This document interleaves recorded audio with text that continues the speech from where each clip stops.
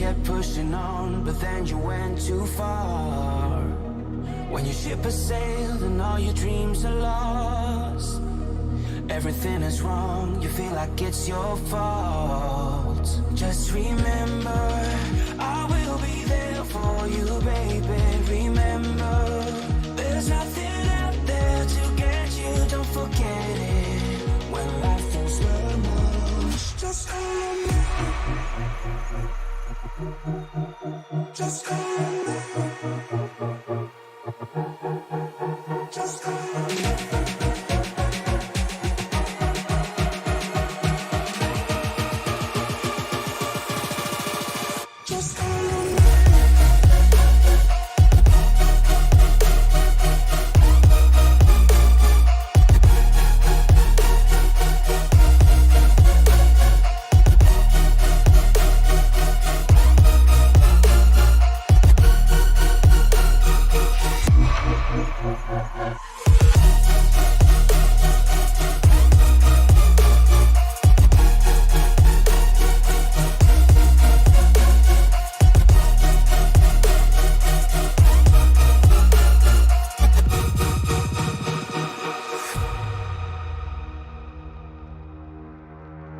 You're stronger now than you ever been.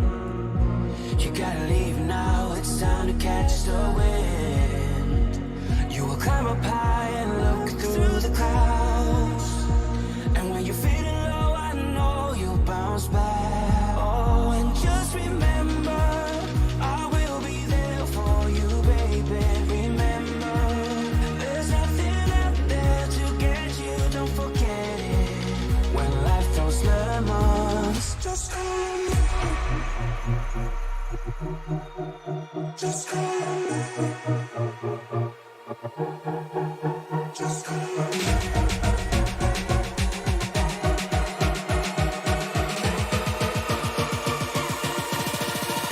Just hold me.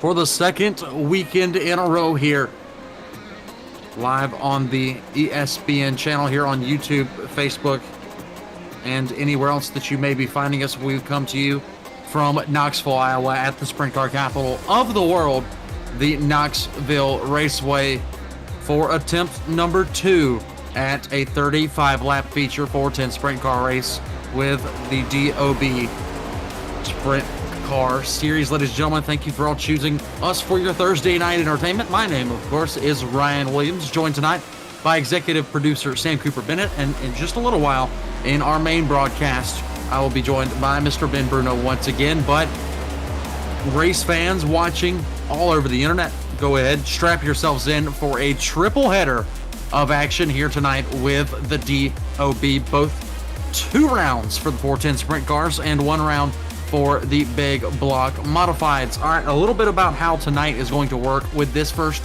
feature event. Last week, we ran all preliminary features for this event here at Knoxville, and as soon as we took the green flag for the feature race, the server unfortunately crashed.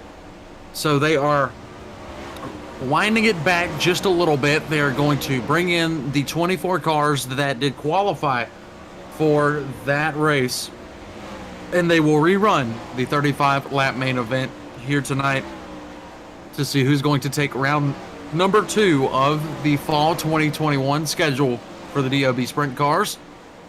I believe week number 1, or if you guys remember 2 weeks prior over at Volusia, Braden Eyler went to victory lane here with the DOB Sprint cars. Point standings stay the exact same as they were when we saw them last week, as nobody was paid out points after the essentially rain out last Thursday night. But it looks like in time so far, again, no qualifying, no heat races here for this first event from Knoxville. Daniel Ziegers, 15.323, sets fast time on the boards. Larry Moody right behind him. Daffler, Detweiler, Eyler, your top 5. So about 20 of those 24 cars signed in so far, and we're going to have racing from the top to the bottom here at the Knoxville Raceway. Again, home to so many great events such as the currently going on Knoxville Late Model Nationals, was home to the Knoxville Sprint Car Nationals not too long ago, which saw many different winners. Kyle Larson's been a winner at Knoxville. Christopher Bell's been a winner at Knoxville. And tonight, one of these DOB drivers are going to etch their names into those winners of Knoxville here on the iRacing Sim.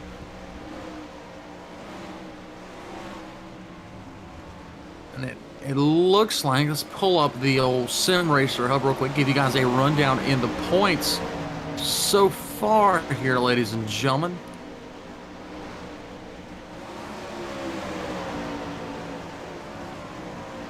As the white flag flies on practice, looks like race director Chris Roberts telling these guys that it's just about time to strap in, buckle up, and go 35 laps here from the sprint car capital of the world. So far, Braden Eyler leads points over Mason Hannigan, Joshua Steinke, and Michael Sheridan, all separated by less than 5 points. Sheridan 4 points back of your leader Eyler. Then it's 10 points back to Chris Sabaski and Chris Roberts. So your top 10 right now only separated by about 24 points coming out of week number 1. 18 cars here signed in for this 35-lap main event.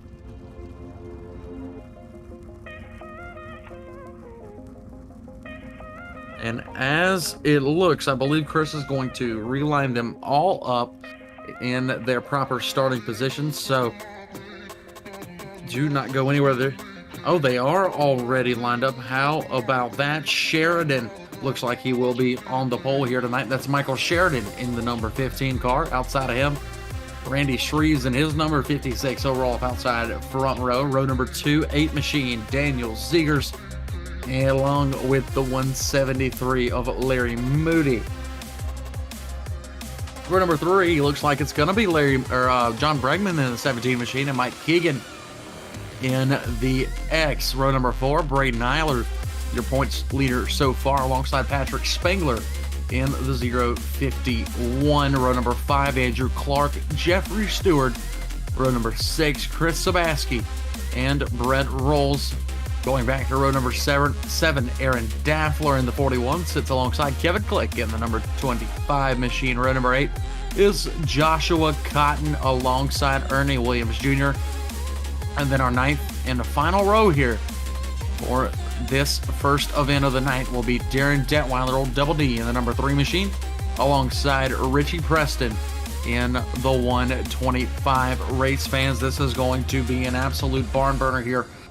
Only 18 of the 24 drivers do sign in, but those 18 are going to make up one heck of a main event. One to go to green has been taken by all drivers, as the lights are now out on the iRacing pace truck. They're going to head down the back straight for the final time, and then it's time to kick the tires, light the fires, and set them loose here at the Sprint Car Capital of the World with the DOB 410 Sprint Car Series.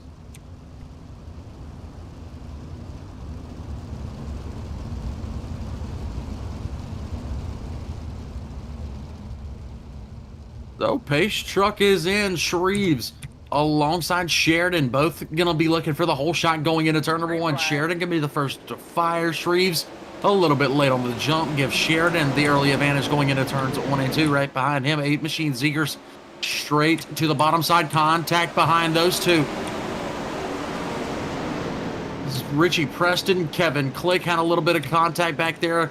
There were a couple of other cars beating and banging. 10 Machine into, wow, big caution. Richie Preston and the 10 Machine of Detweiler get together. Going to bring out the yellow here for the first time. Working lap number 2. So that is your first caution of the evening, ladies and gentlemen. As you saw, I believe it was the 10 Machine of Detweiler, the 125 of Preston, getting together, and up and over went Richie Preston in the number 25.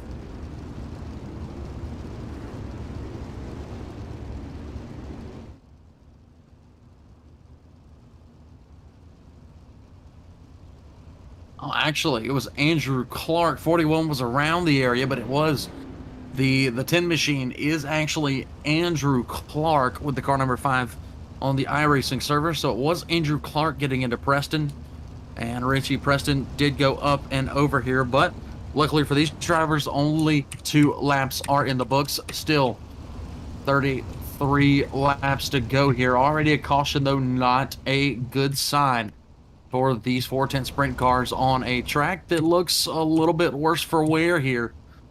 These guys worked it in heavily before this event got underway during the 20-minute warm-up practice.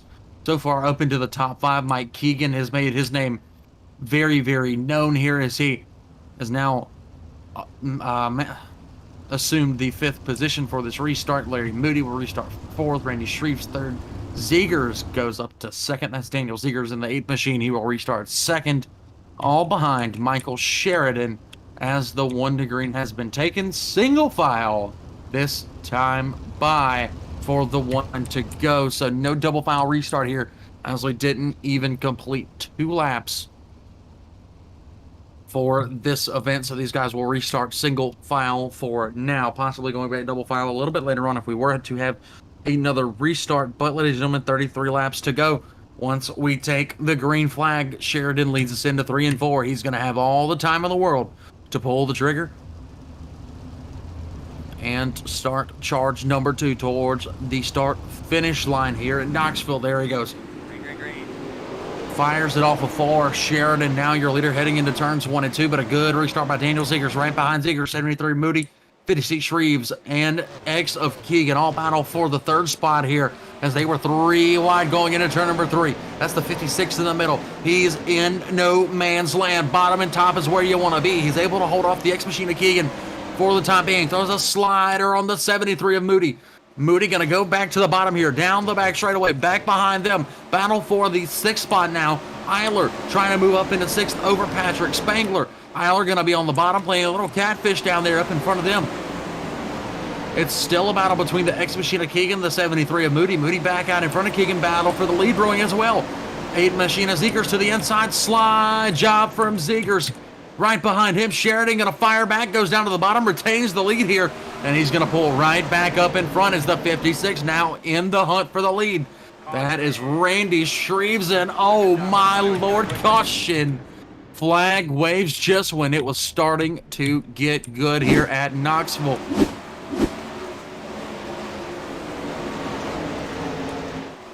Looks like it was John Bragman there involved in the caution. Big hit for John Bragman. Aaron Detweiler seems to also be involved in the caution.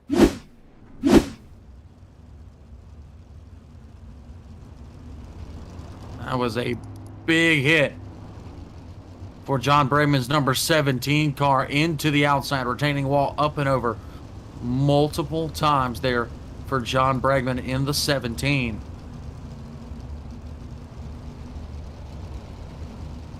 And now John Bragman off of the racing surface and out of the server. He will regroup and try and get back in here for our second event coming up a little bit later on tonight,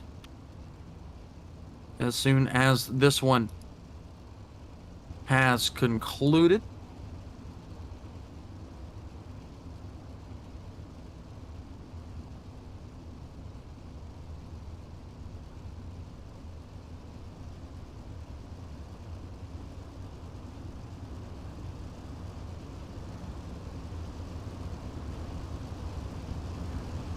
Again, as soon as this one is this race here at Knoxville concludes, we will head straight to the Lanier National Speedway over in Lanier, Georgia, for round number 3 of the DOB 410 Sprint Cars, where the winner of this race will carry a lot of momentum into a very, very small in comparison dirt track, but one of the most famous that there are, even though it really didn't run dirt that very long. Again, Lanier over in Georgia closed down now, ran dirt for a little while, ran asphalt for the majority of its lifetime. But here at Knoxville, we're going back green here. As Sheridan, a whole shot going into turns number 1 and 2, but right back to the challenge is the 8 machine of Seegers behind him, still 3 wide for spot number 3.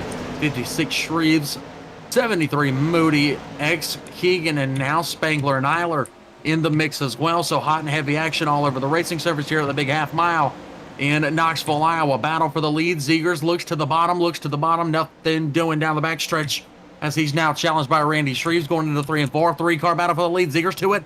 Contact from Shreves to your former leader, Sheridan, and he's going to get shuffled back to about the 6th spot here. Now Shreves going to hit the top side of the racetrack, working that high groove. Get some momentum right into Larry Moody. Moody going to now lose some spots. Keegan takes a spot away from him into the top 4. Moody right back down to the middle side of the racetrack. Eyler all the way up into 3rd so far. So Eyler from mid-pack to the front of the pack here. Only 10 laps into this thing. Leader Daniel Zegers out to about a 1-car length advantage here. Shreves still keeping him within a slider's distance. Back behind these guys, Keegan on the move once again, back in the top 5. Sheridan on the move as well. He's trying to get back into the 6th spot around Jeffrey Stewart. Battle for the 8th spot between Ernie Williams, Kevin Clegg, Chris Sabaski, Darren Detweiler in the mix. So everybody and their mama putting on a show here in Knoxville, Iowa. Look at this, 4 wide for the 2nd spot down the backstretch. They even it back out now. Shreves and Moody battle for spot number 2. It looks like it's going to still stay with Shreves this time by the line, completing lap number 12. Moody on the bottom of the racetrack. It's a little too sideways, but he's able to pull right back up to him. Look to that outside. Eyler's on a mission here at Knoxville. Jumps the cushion, though. Eyler over the cushion. He's going to almost flip it. He's going to hop it. And he keeps it under control. What a driving effort there by Braden Eyler. And the caution comes out here at Knoxville when it was starting to get good once again. Looks like Sabaski is involved in this one and a couple others as well. Sabaski, the one that went up and over. Looks like you got involved. Let's see. Spangler's involved. The 25 machine's involved. And just a tough break for the 51 of Spangler, up and over multiple times. Sabaski getting the same fate here. So far, 14 laps into this race, Knoxville Raceway has not been very nice to most of these DOB 410 Sprint Car combatants, as everybody just about having a little bit of damage to the front or the top wings on these cars.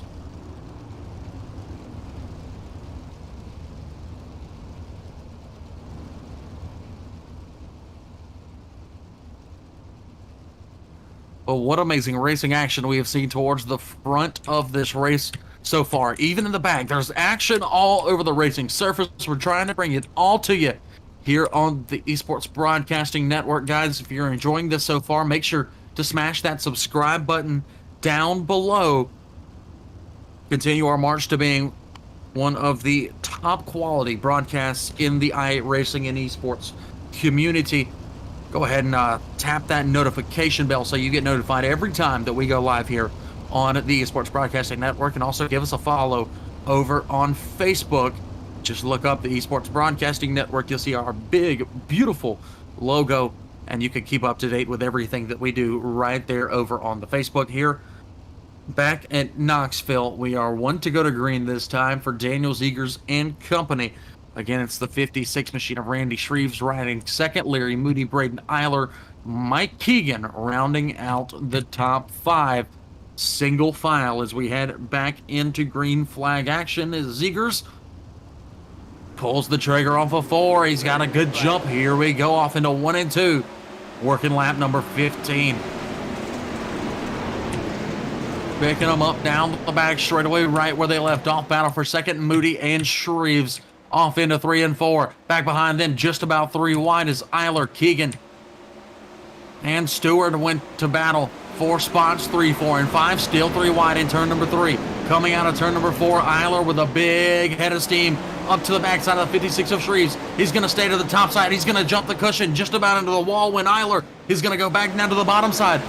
Braden Eyler is a man on a mission, one of the funnest people to watch, and there he goes into the wall. Eyler hard into the outside wall here in turns 1 and 2, but he's going to keep it going in the right direction, somehow not flipping the car. Up in front of him, don't take your eyes off of it. Larry Moody, a slide job to the 56 of Randy Shreves. Shreves back down to the bottom. He's going to pull a slide job on Moody. They're both trailing leader Daniel Zegers. Zegers up to about a 7-8 car length advantage here. Look at the double slider. Double slider. Eyler thought about it. He held the brakes. He didn't do it as Larry Moody pulls up in front of the 56 machine.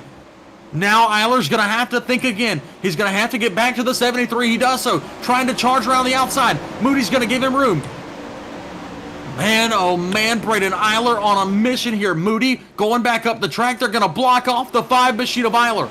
Eyler still going to stick to the top side, however, as the 2 below him. They're on the middle and the low, respectively.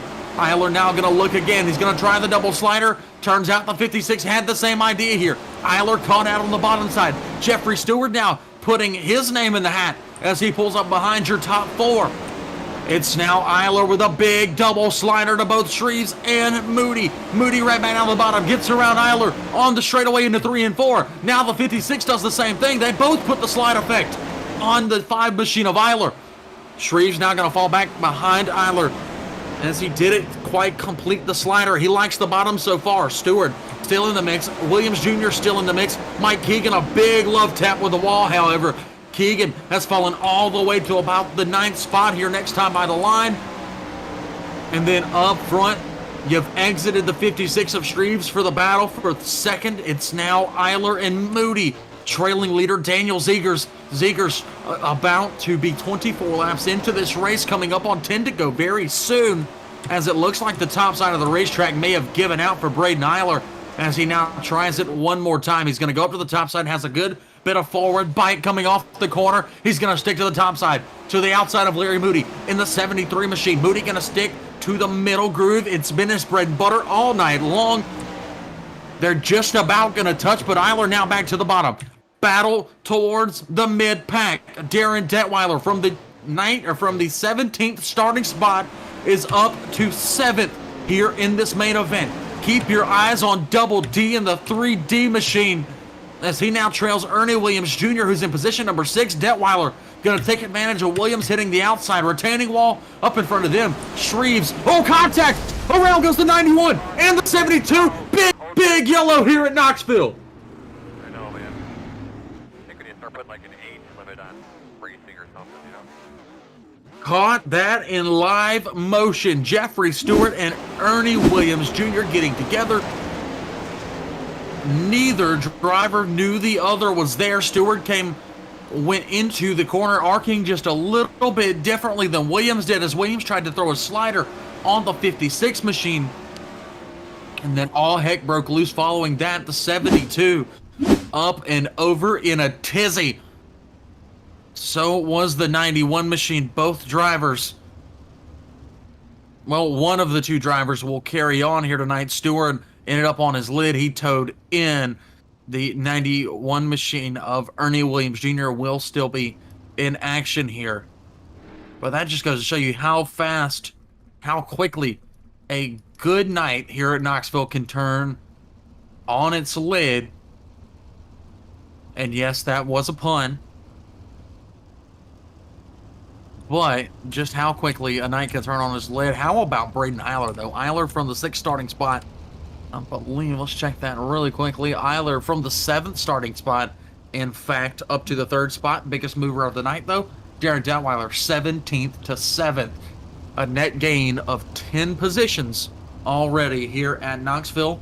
Ernie Williams Jr. went from 16th to 6th. Now he will restart from the back of the pack as we've taken the 1 to go last time by. So, ladies and gentlemen, keep your eyes on the 5 machine and keep your eyes on the 8. Zegers has led the last 15 laps, and he looks like, unless something catastrophic happens, he may be the man to beat here in Knoxville, as he's going to have his choice of when he can pull the trigger here in turn number 4. As soon as that iRacing Chevy Silverado pace truck pulls off, as it has done so now. Zegers on the top side, going to get a little bit of forward bite, pulls the trigger, back underway we are.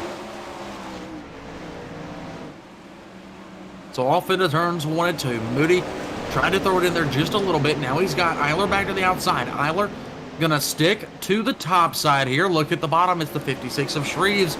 Randy Shreves not going away unhappy here. Darren Detweiler up into the top 5 here, as he is now challenged by the 15 of Michael Sheridan. Sheridan falls back to the 6th spot. Behind him is Joshua Cotton. Keegan fighting with Brett Rolls, as well as Aaron Daffler in the 41 machine. And then back behind him, Kevin Click. Whoa, one comes up limp. Big wreck here on the front stretch. Looks like Darren Detweiler involved, as the caution flag does not come out. Larry Moody's involved. All kinds of cars that were front runners now effectively out of this race.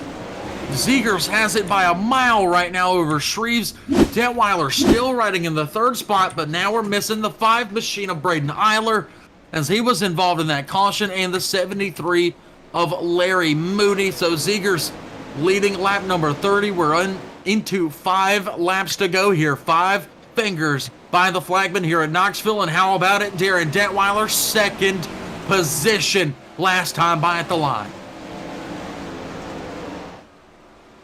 So Detweiler still in 2nd here as we cross into lap number 32. 4 laps to go. 56 of Shreves to the bottom. 15 of Sheridan back in the mix here. He's got the top side advantage over Randy Shreves in the 56. 15 machine of Sheridan sticks to the outside. A little more momentum here as he feather puts it off the corner. He's going to take position number 3, the last and final podium spot. And Zegers now about a 10-car length advantage over Detweiler. It's another 5 back to Sheridan and Shreves. That's your battle for the final podium spot. That's the one to watch here on the racing surface for the time being. Back behind them, Cotton, Daffler, both on the outside looking in, wanting to get into the top 3 here at the end of this race. But let's see if Sheridan can hold him off here. We're working lap number 34, 2 to go. Last time by, going to be white flag in the air for Daniel Zegers, looking to get it done in the number 8 machine for his first win on the year out of the Midwest region. Daniel Zegers rejoining up with the 410 sprint cars here with the Dirty Old Bastards. He will take round number 2 from the Knoxville Raceway, followed by Darren Detweiler at the line. Battle for 3rd went to Michael Sheridan. Started on the pole, got back to the 3rd spot. Braden Eyler able to rebound, finish in the 4th spot. So good points coming out for Braden. And there's Joshua Cotton finishing 5th. Aaron Daffler 6th. Kevin Click 7th. Andrew Clark coming home in 8th. The 18 machine of Brent Rolls coming home 9th. Rounding out the top 10 was the X of Mike Keegan. 11th, Chris Sabaski. And then your cars that finished over or 1 lap down here. Randy Shreves a lap down in 12th. Larry Moody 7 laps down in 13th. Jeffrey Stewart 10 laps down in 14th. Ernie Williams Jr. 11 laps down in 15th. Patrick Spangler finishing 16th.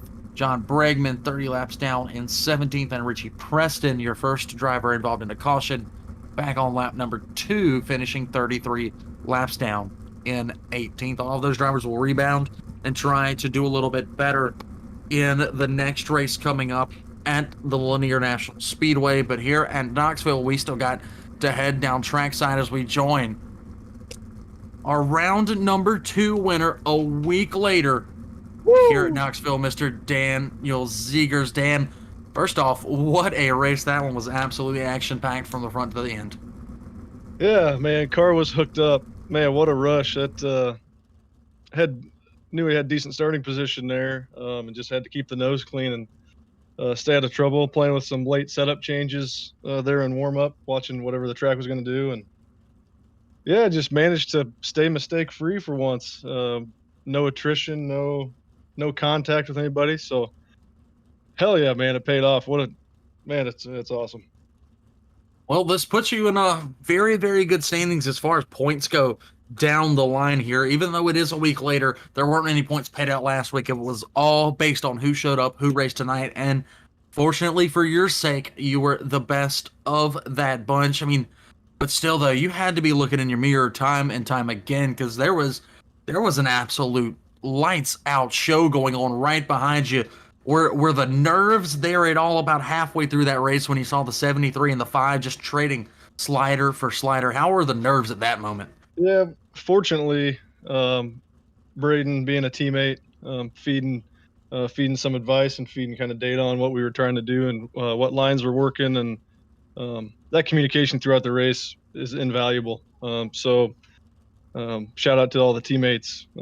I think Jeff ran into some unluckiness there at the end. I think he was running top 5. I think all 3 of us had the pace to put Elbows Up SimSport on the podium, but yeah, there was a lot. Dude, everybody was quick. It seemed like we were all running similar times, and especially with the new tire model and how the car feels now. All these races are going to be tight. It doesn't seem like anybody can just walk away. So yeah, I think it's just going to take patience and just really being consistent to win these. One mistake and you can drop 5, 6, 7 spots, kind of like Sheridan there towards the start. In the first 15, 20 laps or so. So staying consistent, keeping the foot down. Exactly. Most definitely. I mean, and luckily for your sake, you were able to do that all night here, but you got to do it one more time tonight as we head over to Lanier. But from here at Knoxville, before we let you go, Daniel, who are we thinking for getting you in victory lane? Yeah, I mean, thanks for you guys for putting on the broadcast. Excellent job as always, and DOB for putting on these races. It's nice to get kind of a do-over from last week with the server issues. But as always, Elbows Up SimSport. Tons of knowledge on the team, tons of great dudes on the team, and wouldn't be anywhere near to where I am right now without all of their help. Flow Racing, hit up our Facebook page, Elbows Up SimSport Facebook page for the link. Go subscribe. Anderson Speedway, Roofco, Catch Fence Apparel, Jessup Logistics is always a big help, and always have faith in the team. So we keep trying to deliver for them.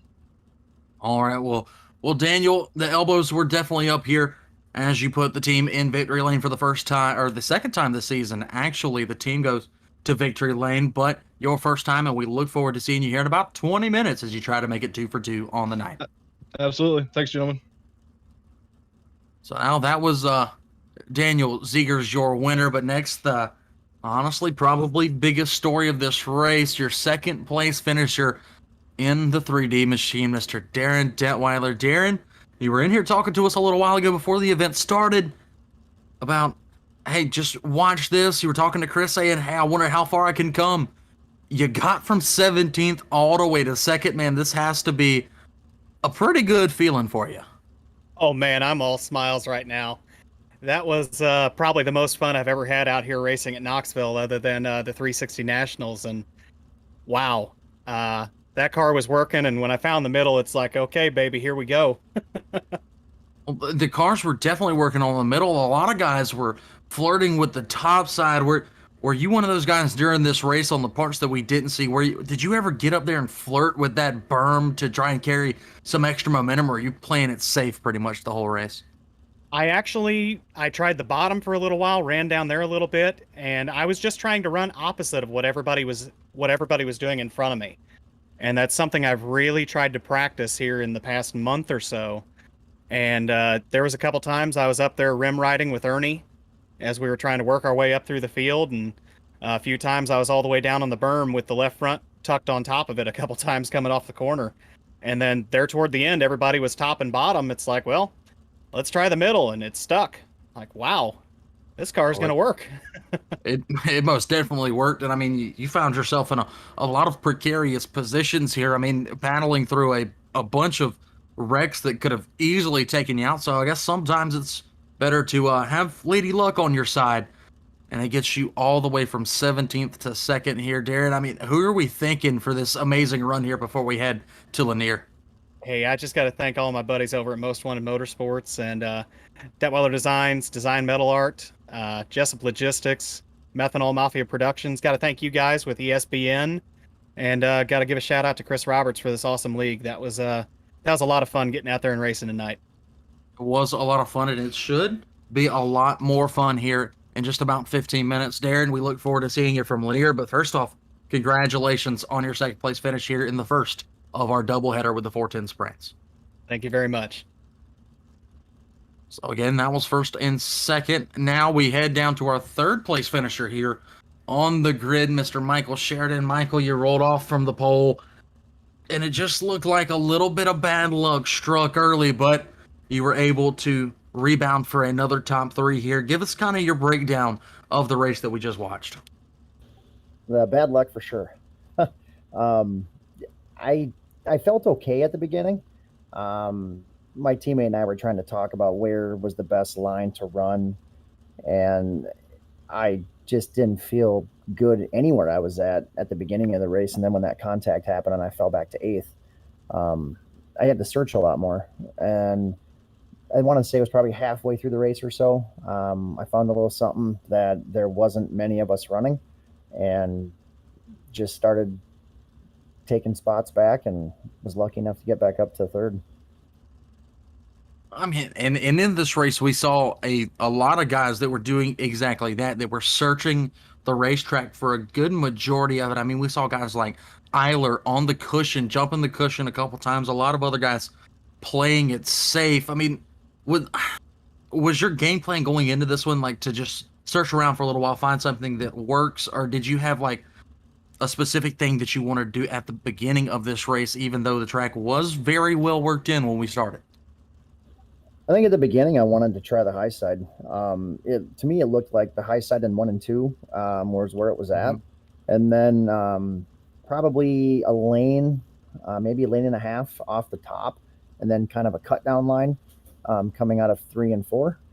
And that's kind of what I was running for a while. And then when Daniel got by me, then I knew I had to try to do some searching. And then, like I said, when that contact happened, then it just kind of threw me off of what I wanted to do, and was just trying to then from there, when I was back there, like I said, I think it was around 8th, was to just try to find anything that would work. Mm-hmm. Yeah, that's kind of when you go into panic mode. But luckily for you, you found something. It worked. You get back to the podium here, carrying some good points into our second event of the night over at the Lanier National Speedway. I mean, how are we feeling about Lanier?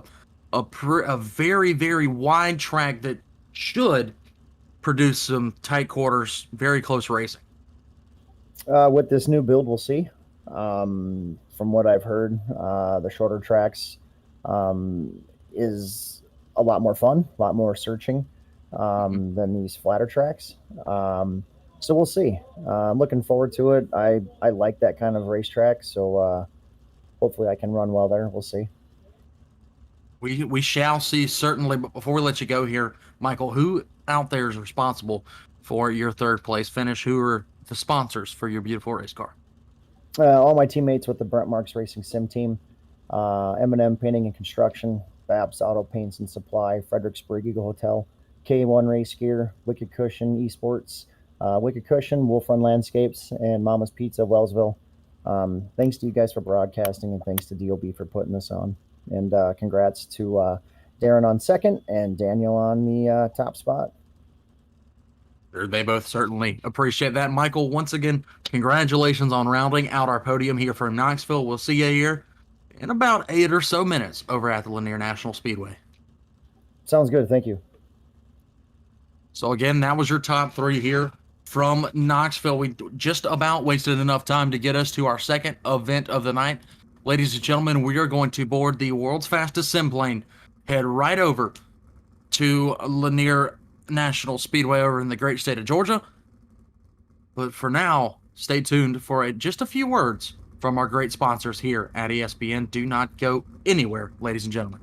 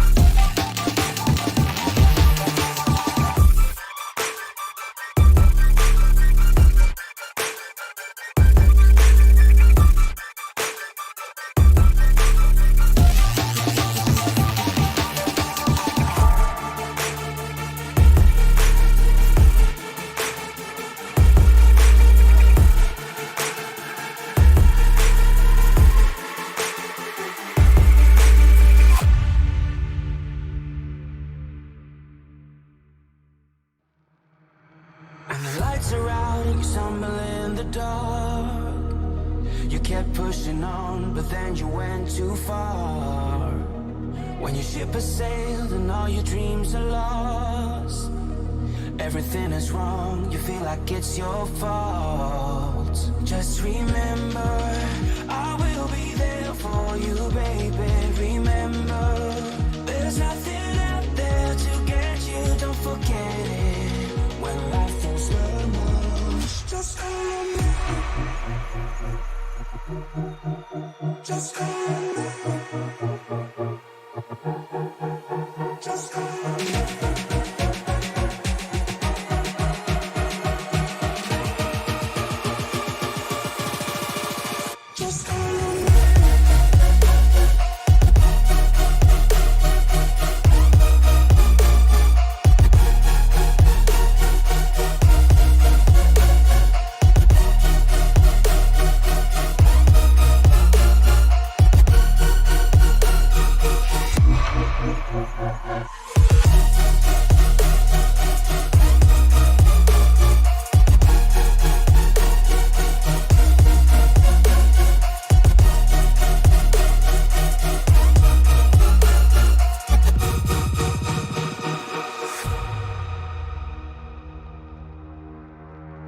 You're stronger now than you ever been.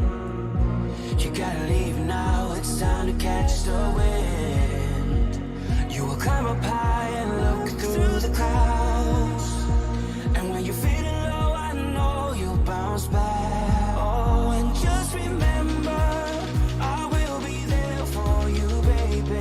Remember, there's nothing out there to get you, don't forget it. When life throws lemons, just remember. Just remember. Just remember.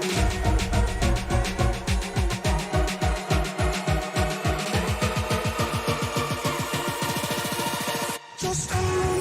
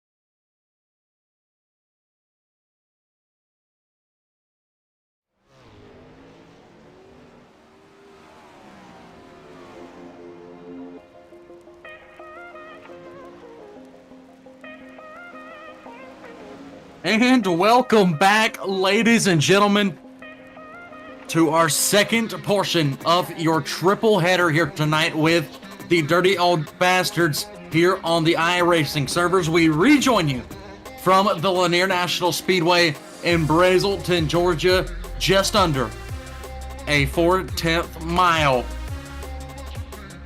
speedway here, one of the most famous speedways in the Southeast to ever exist. Unfortunately, no longer under real-world racing action, but here on iRacing, Lanier lives on, and tonight it lives on with the DOB 410 Sprint Car Series as they race into round number 3. Almost 40 cars strong. Good Lord.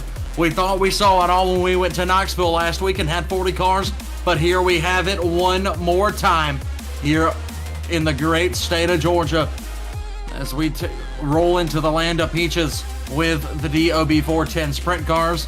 Track temperature sitting at about 75 degrees Fahrenheit, which is absolutely perfect for the red clay here in Georgia. No sand incorporated in the clay. We're a good bit away from the coast here, so we should have 2, 3, even 4 groove racing action at times. So ladies and gentlemen, if you're watching this solo, tag your friends down below. Send the live stream out to everybody you know. Tell them that they need to tune in to the DOB 410 Sprint Car Series from Lanier right here on the pretty much home of Sim Sports, the esports broadcasting network, here on a beautiful Thursday evening. As we look forward to about 3, maybe 2 more minutes of practice, we go down your run, or we go through your rundown really quickly of the times here in practice. And another name that we haven't seen so far this year, Kenny Miller, back in action as he ran an 11.195 early on in practice, but Braden Eyler trying to put it back on for the boys in Pennsylvania here as he ran an 11 with a 2.19 here in practice. Darren Detweiler, coming off of his amazing run at Knoxville, goes third quick in practice here. Ernie Williams Jr. fast as well. Tyler Wilson in the top 5. Let's see who else we got in the house here. Ross Carrenta back in the lineup here. Tyson Landis here with us at Lanier. Jeremy Weigel, Christopher Schaefer, Alex Szerzynski in the house. Joshua Paquel in a 410 sprint car here tonight. The Catfish Chris Roberts back in action. Larry Moody signed back in. Richie Preston signed back in. Nathan Kropaszewski signed in here in the 420 machine. Sabaski, a lot of guys we saw at Knoxville pulling double headers here tonight. Sheridan back in the house. Brett Rolls, Kevin Click, Andrew Clark, Russell Berry's in the house as well. Harl Streaker in his number 82 machine. Again, part of Streaker Brothers Racing. That group out of New Friendship, Maryland, or West Friendship, Maryland. Vinny Sansone, one of the runners-up for points last season. He's back in the house. Bentley Glacier, how about it, race fans watching on the chat? Defending Western States Racing League Series champion, Bentley Glacier, here with the DOB 410 Sprint cars from Lanier. That one is sure to put some butts in some seats here at Lanier before we get started. Mike Keegan, also in the house. Alex Stoudinger, Peyton Grice, amongst many, many, many more. As it looks like we have just about 5 groups of drivers before we head into qualifying, as I believe practice just about wrapped up here. Almost the entirety of the 8 minutes gone. As I heard a little bit of a noise here, as it looks like the checkered flag has flown on practice. We're going to get right into qualifying,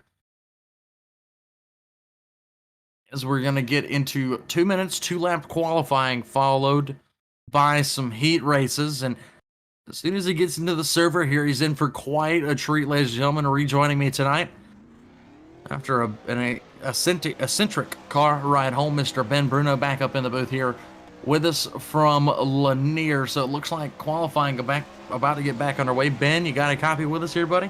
I sure do, and it was a frantic ride, a 15-minute ride in 5 minutes to be able to make it for qualifying for this one. So working my way up towards the booth right now to you, Ryan. Sounds like an absolute plan here as qualifying getting underway from the Lanier National Speedway. About 44 seconds gone in qualifying. Sansone, one of the first out. He clocks in about 8th fastest here. It's Richie Preston, top of the leaderboards, 11 with a 7.96. Eyler second, Sabaski third. Click 4th, Piquel rounding out your top 5 is Joe Quinn now with an 11.958. Zach McLaughlin with an 11.984. We got double 11.984s. Click and McLaughlin matching each other tremendously here. Steinke into the top 6. Preston still on the top of the boards with an 11.796. Joshua Cotton now up into 3rd. Kenny Miller up into 3rd as well. He jumps Cotton here on his second lap, goes 11.891. That's an 11.891. Ernie Williams Jr. coming into the top 10 here at an 11.983. So the action hot and heavy here in qualifying. Looking at some other guys here. The guy that I spoke about just a little while ago. Won't see him taking a time yet. Again, that was WSRL points champion Bentley Glacier. Yeah, he took a time at a 12.218. So a little bit out of his element here for Glacier, but a driver who knows how to adjust rather quickly should be good going into our heat races and our features as qualifying comes to an end. Your fastest qualifier on the night in the number 125, it will be Richie Preston, the driver out of the Pennsylvania club here on iRacing. So Richie Preston, a fantastic time. Again, top 6 invert for all heats. We'll see Jeffrey Stewart rolling off from the pole for heat race number 1. Robert Satterfield to the outside. Joe Quinn alongside Preston will be row 2. Sansone of Vinny. Sansone's number 80 rolls off 5th. Larry Moody 6th. Paul Streaker in the number 82 will roll off 7th. Tyler Totman in the 8 will roll off from, funnily enough, the 8th position here, ladies and gentlemen. Ben, yeah, updating your iRacing. You're going to get in here. You're going to miss heat race number 1 probably, but we'll catch back up with Ben in heat race number 2 as that one's shaping up to be an extremely entertaining one as well here, as the pace truck looks like it's going to pull off here momentarily. All 8 cars signed in here, and we're going to be led to green by Jeffrey Stewart's number 72. Stewart had a fantastic run going over at the Knoxville Raceway before some contact between he and multiple other drivers took him out of contention to win that event. But he's going to try and rebound in a mighty way here from the Lanier National Speedway here in beautiful Brazelton, Georgia. Again, still now 73 degrees. Track temperature winds south at 7 miles per hour, so not going to be too much of a factor here, but if it catches that wing wrong, you could see somebody up and over in a tizzy in a hurry here from Lanier. But looks like one to go to green has been given as lights are out on the iRacing Chevy Silverado pace truck. Stewart alongside Satterfield, ladies and gentlemen. Off of 4, we're going to feel the thunder of the DOB 410 sprint cars. Green flag is in the air. So it's Stewart off to a good jump, about a 2-car length advantage. Satterfield behind Preston, fighting with Quinn and Sansone. We got 4 or 5 cars all battling for transfer spots here. As your last transfer spot man right now, looks like it's going to be Joe Quinn in the number 90. Got Sansone all over his back bumper. Let's watch that battle for the 4th and final transfer spot. Sansone on the bottom, Quinn on the top side here. They're trying to get the top side worked in. They're trying to battle for the lead. However, contact between the 55 and the 25 machine. That was Preston and Quinn, as Preston falls all the way back outside of the 4th and final transfer spot. Now he's pushing along the backside of Joe Quinn's number 90. Joe Quinn back up into 3rd. 80 machine of Sansone still there for 4th, but here comes Preston in the middle. We're going to go 3 wide, just about going into turn number 1. We surely did, as the 82 of Harl Streaker forced it in there 3 wide on the bottom side of the racetrack, down there noodling, trying to make up some spots here. Your leader Stewart still has about a car length over Robert Satterfield. It's a couple of car lengths back to Joe Quinn. Richie Preston now back into a top 4 spot here in front of Vinny Sansone. Harl Streaker making leaps and bounds trying to get up into the top 4, but it looks like it's going to be a little too late because we're coming off of 4. Jeffrey Stewart, white flag. Nope, not this time. He's got 2 more laps to go. Well, got to be 3 more laps to go. We're working down lap number 8 here. As I was used to 8 lap heats, it's going to be 10 lap heats here from the Lanier National Speedway tonight for the DOB sprint cars. And now behind Stewart, the charge is being mounted. Robert Satterfield wants spot number 1. It's slick going into 3 and 4. Satterfield bites the dust on it. He's going to have to stay right behind the 72. He's going to slide it in turns 1 and 2. Behind him, Quinn going to have to hit the binders just a little bit to stay off of the 55. Here comes Quinn. He's going to slide it up in front as we take the white flag this time. Actually, that was the checkered. Race is over. And the top 4 will retain Stewart, Quinn, Preston, and Satterfield all going to the main event here. Vinny Sansone 5th, Larry Moody 6th, Harl Streaker 7th, Tyler Topman 8th. As we now welcome Ben Bruno finally back up in the booth here with us as Heat 2 takes to the staging lanes. Heat number 2 gonna see Brett Rolls and Joshua Piquel in row number 1, followed by Joshua Steinke and Braden Eyler in row 2, Tyson Landis and Kyle Stoltz in row number 3, Andrew Clark and John Bragman rounding out the field in row number 4. Well, we saw the top 4 invert play dividends earlier on in heat number 1. Jeffrey Stewart was your 4th fastest qualifier in that group. He started from the pole of heat race number 1, so it played dividends in that heat. Will it play dividends for Brett Rolls in heat race number 2, ladies and gentlemen?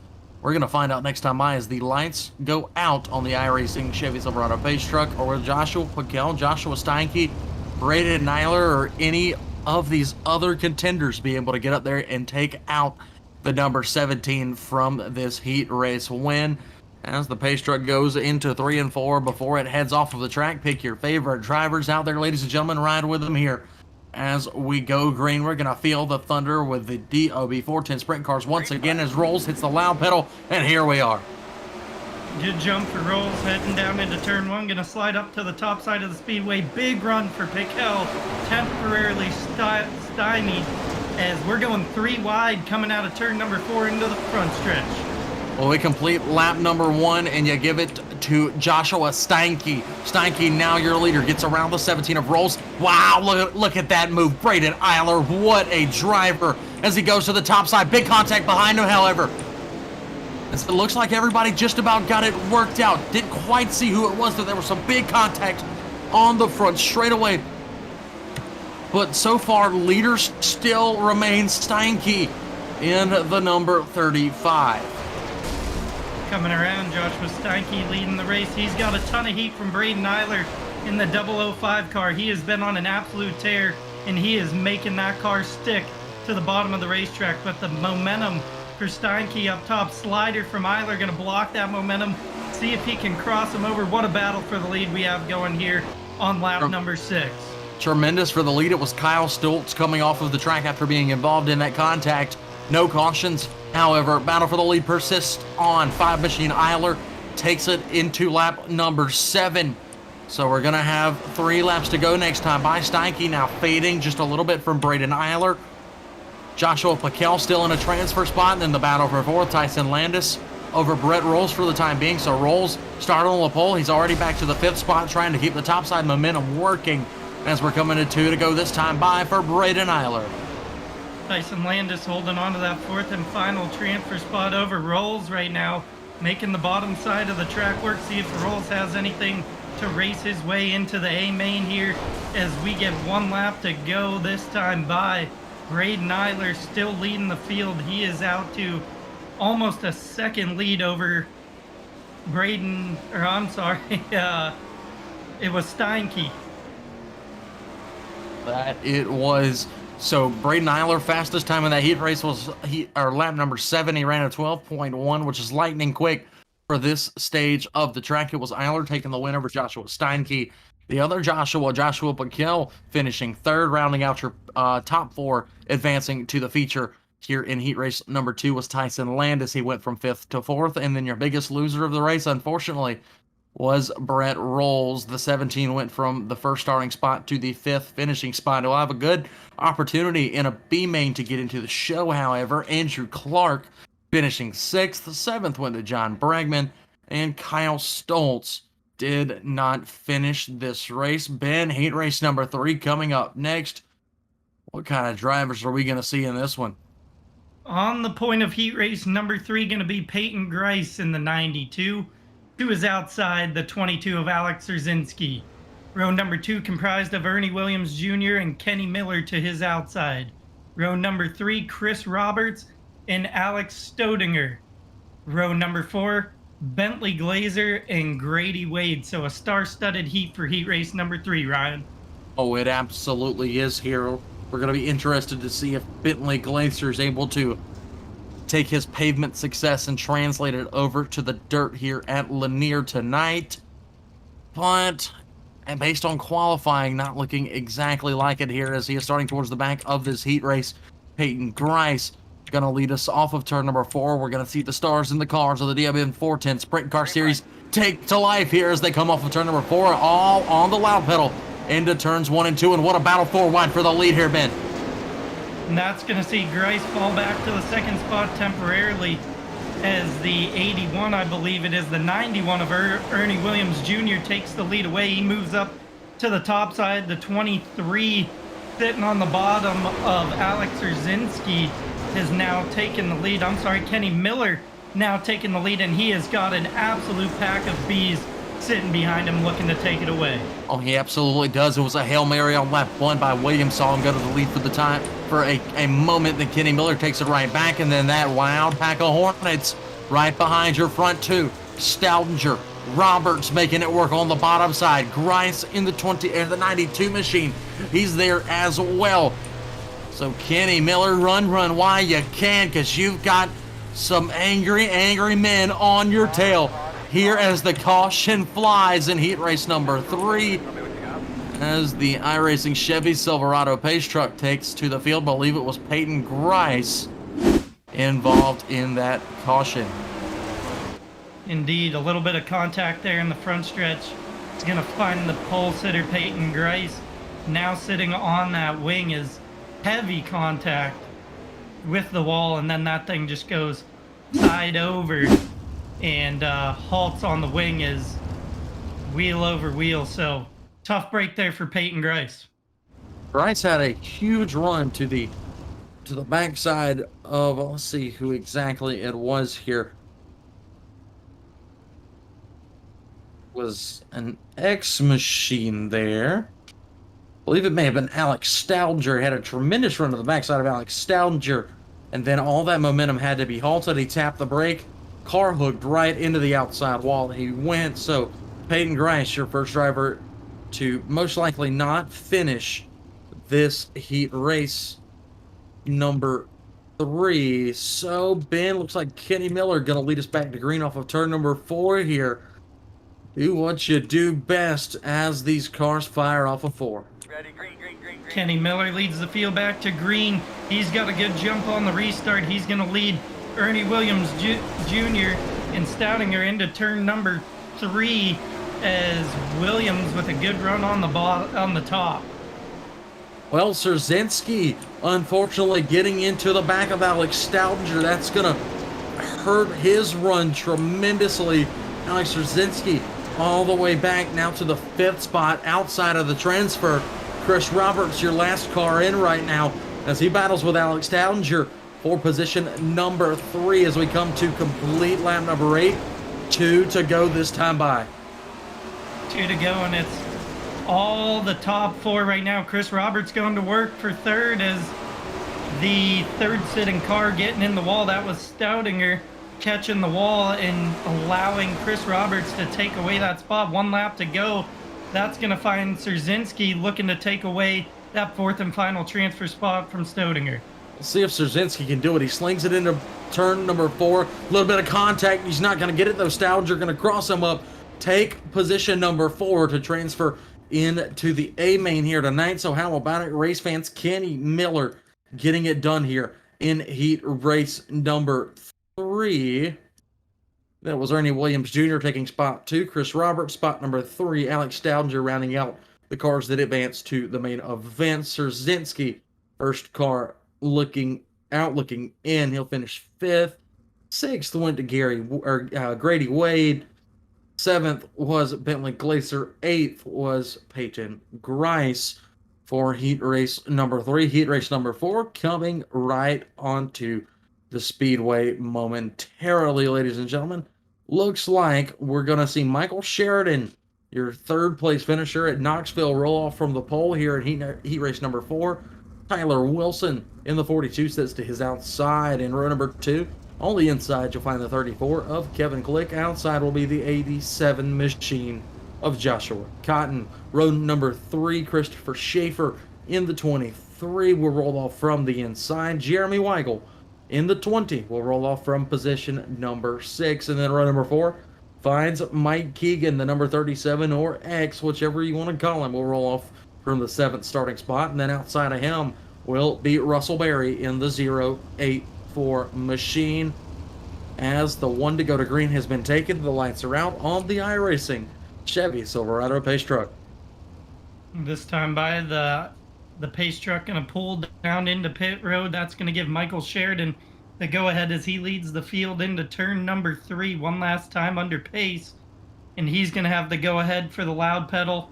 And he does just that. A good jump for Sheridan heading into turn number 1. Oh, it's Michael Sheridan picking up where he left off at the beginning of the Knoxville event a little while ago. He'll lead lap number 1 as we cross the start-finish line. Right behind him, though, these guys are picking up where the last heat race left off. Wilson to the inside. He's going to get to the door of Sheridan down the back straightaway. Might try a slider up in front, take the line away from Michael Sheridan. No, he won't stick to the bottom of the racetrack, and he'll have the race lead. It's Tyler Wilson to P1 here, working lap 3. Lots of stick to the bottom side as we see Wilson starting to grow a little bit of an advantage now.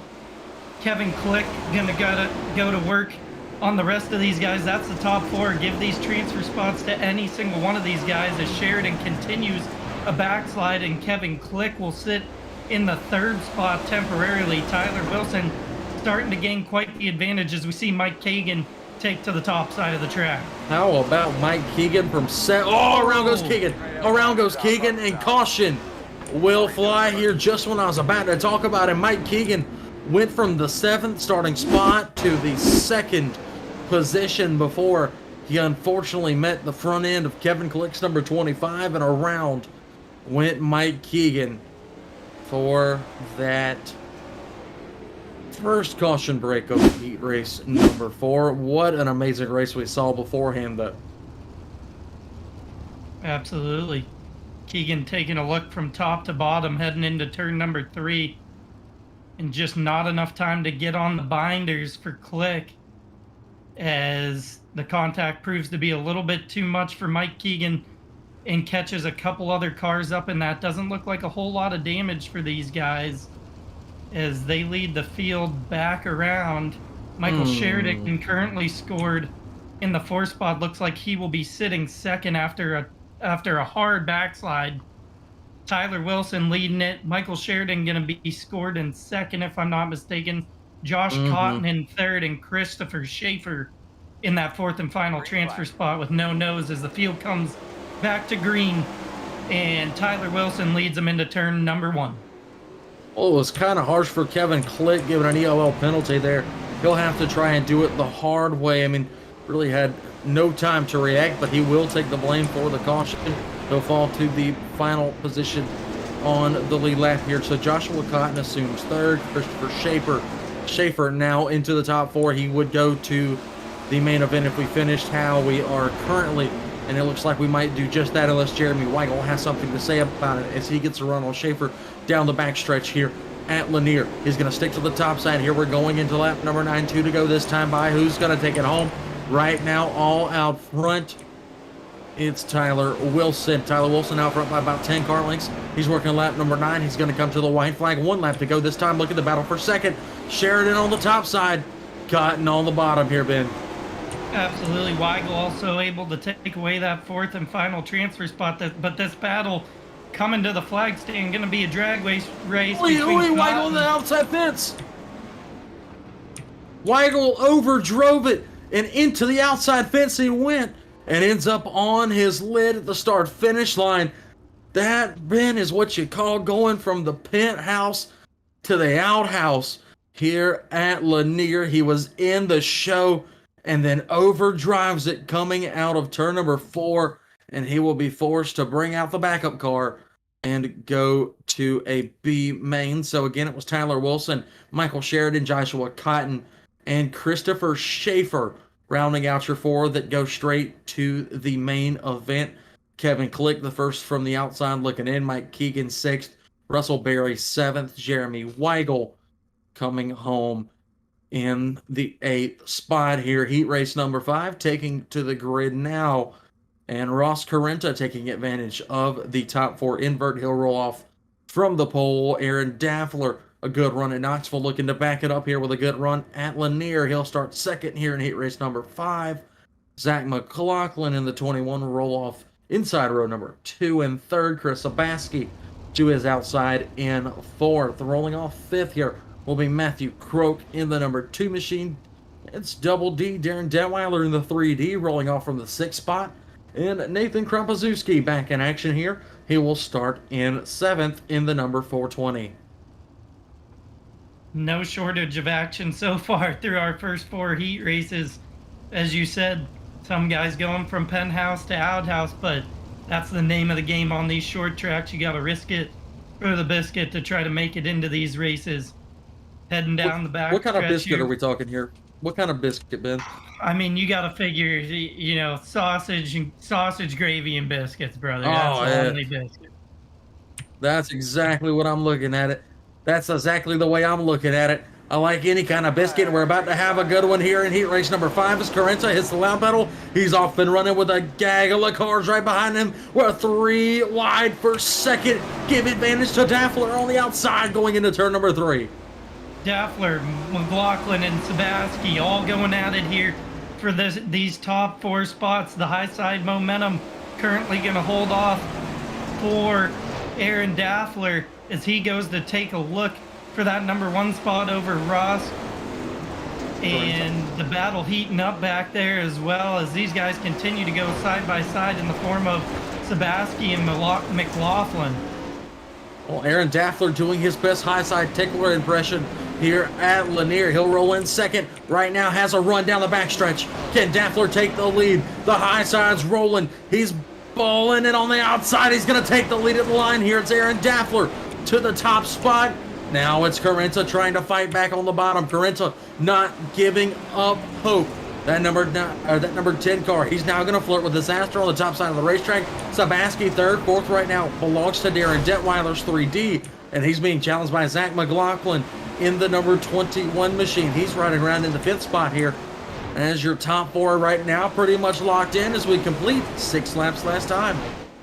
And watch out for that number 3 of Double D, Darren Detweiler, as he's looking to take advantage of Ross and Sabaski battling it out for that 2nd spot, and he has a head of steam in that 3D.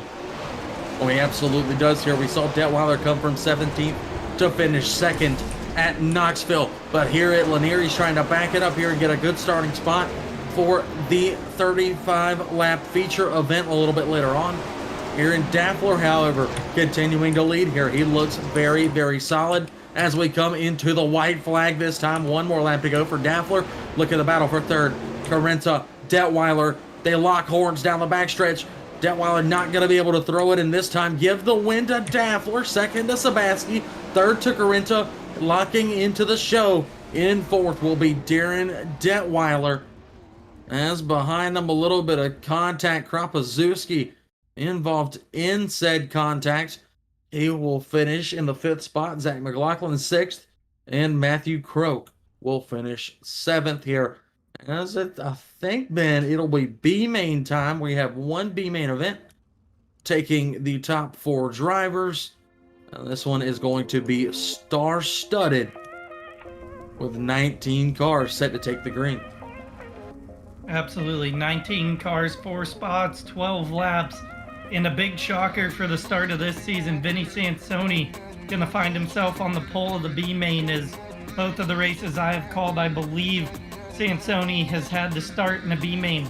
To his outside of the front row, Brett Rouse in the 17. Row number 2 comprised of Alex Rzinski and the 34 of Kevin Click. Row number 3, Nathan Kropaszewski in 5th and Larry Moody in 6th. Row number 4, Andrew Clark and Grady Wade. Row number 5, Mike Keegan and Zach McLaughlin. Row number 6, Harl Streaker and John Bragman. Row number 7, Bentley Glazer and Russell Berry. Row number 8, Matthew Croak and Tyler Topman. Row number 9, Kyle Stoltz and Peyton Grice after a tough break in his heat race. And rounding out the field in the number 20 in the 19th position, Jeremy Weigel. That was your starting lineup here for the 12-lap B main. Again, top 4 will tag to the tail of the main event coming up a little bit later on. Brett Rolls, Vinny Sansoni on the front row here. Who's going to get the advantage off the start? Sansoni, a veteran. Rolls, a veteran as well. Green flag flies, and it's Sansoni to the bottom of the racetrack. He'll take about a 3-car length advantage off into turns 1 and 2 for the very first time. Behind him, a lot of contact and a big pile up just about. As it looked like Harl Streaker sent it in there. So we got big pile up here. Glazer involved. Zach McLaughlin flipping. Matthew Croak, Russell Berry involved. Lots of cars here with damage early on lap 1. Yeah, it originated right off of the start of this race, heading into turn number 1. Some contact between a couple of cars there. It looked like Mike Keegan had gotten into somebody, and then in the backstretch, Bentley Glazer catching some contact to the rear of another car, sending him down into the backstretch infield wall. So tough break for Bentley Glazer, if I'm not mistaken, Ryan, his first start here with the 410 sprint cars of the DOB series. That is correct, at least for this season. Again, Bentley Glazer, defending champion with the Western States Racing Truck Series on Tuesday nights. And he is trying his hand at 410 sprint car racing. So far for him, hasn't been the best event, but he is here, he's learning, he's having fun. In 4 cars transfer here. Sansoni, your leader. Szerzynski third, rolls second. Szerzynski third. Looks like Nathan Kropaszewski up into the top 4 here, holding down the final starting spot for the time being as the pace truck lights go out here. 1 to go this time by. Ben, we're going back single file. Single file restart for Vinny Sansoni in that 80. Gonna lead the field all the way to the top side in turn number 3. He's gonna get a good jump right in the middle of the turn and lead Brent Rouse into turn number 1. Well, exactly what happened the first time here for Sansoni as he gets a very good jump. He's got a 4-car length advantage going into 3 and 4 here on lap number 2. Szerzynski flirted with disaster on the top side, is going to have a run to get by Rolls going into turn number 1. Behind them, caution will wave. There's a good bit back in the field here. I believe McLaughlin had a hand in it, as he is now missing the entirety of the front of his machine. See exactly what happened here. Kyle Stoltz. Kyle Stoltz in the front stretch. A little bit of contact. See who it is here. Stoltz and Grice. Stoltz getting into the back of Grice sends Stoltz around in the front stretch right at the flag stand as they got tangled up with Russell Berry and just 3 cars looking for 1 spot on the track and not enough room. And then it was some heavy contact from Stoltz to Zach McLaughlin. I believe Tyler Topman involved as well. But once again, we take the 1 to green here as we've shed some cars in this 12-lap B main. Sansoni, Rolls, Szerzynski, Kropaszewski, your transferring cars after 3 laps. Mike Keegan, first one look on the outside looking in. And the X Machine, he wants to get into this show most definitely. as Sansoni pulls the trigger off of 4. We're back underway going into 1 and 2 here as the X Machine's going to throw a challenge to the bottom of the 420 down the backstretch. That's the battle to watch back there for the fourth and final transfer spot between Kropaszewski and Mike Keegan. Has heavy contact in the front stretch, and Mike Keegan collects a handful of cars with Kropaszewski. Not a whole lot of damage to these other cars, but tough break there as those guys were battling for the transfer off of the restart, and just some heavy contact heading down into turn number 1, and that's gonna really put a damper on Mike Keegan and Nathan Kropaszewski's night. Oh, it absolutely is. Both drivers checking in to the ever so popular Heartbreak Hotel here, 5 laps in to this B main event. That's one of your simple cases of 2 drivers that both want the same line going into a corner. They make a little contact, and neither guy is able to save it, as when open wheel cars touch, they usually end up on their lids. And that's exactly what we saw for both Kropaszewski and Mike Keegan, as both guys' nights probably, unfortunately, going to be done here. And that plays bigger dividends, Ben, to your now 4th place runner. I believe it will be Andrew Clark going up into the 4th place now. So big benefactor of all that will be Andrew Clark. You're absolutely right. And another one, John Bragman, got a little bit caught up as we get back to green. Vinny Sansoni with another really great jump off of the restart. He's going to be looking to maintain that position as that battle for 4th will temporarily slow down for Andrew Clark to hold on to, but he's got a handful of cars coming behind him in the form of Peyton Grice and John Bragman now looking to make a good run. Peyton Grice with all the momentum on the top side, now temporarily sitting in that 4th and final transfer spot. Grice called a heck of a bite coming off of corner number 2 last time as the caution flag flies here once again. It's Matthew Croak in the number 2, up and over on his lid, now back on all 4s. With Croak involved along with Weigel, would be Jeremy the 20 Weigel. machine of Jeremy Weigel, as Weigel was already up and into the wall by the time that Croak was able to get to him. So here we go, caution number 4 of a caution-ridden B main event here at Lanier. Not exactly what we were intending upon seeing, but so far so good for leader Vinny Sansoni. Absolutely, and just keep my eye on it because I get the pleasure of calling him every Tuesday night with the Western States Racing League. Bentley Glazer with no front wing on that car, currently scored in the 13th position, so going to be tough for Bentley Glazer to make any better of it here in this consolation race. But right now, all Sansoni. Trzynski scored in the 2nd spot, Rolls 3rd, Peyton Grice in the 4th and final transfer spot as the lights go out on the pace truck. That they do. We're going green next time by here into lap number 9. So going to be about 4 laps to go when we get back going here from Lanier with your B main event. Sansoni going to fire up a turn number 4. Right behind him, Trzynski follows suit. So does the rest of the field. Battle for 2nd, right back on. Rolls to the bottom side. Not going to slide it up. He's going to let the outside be.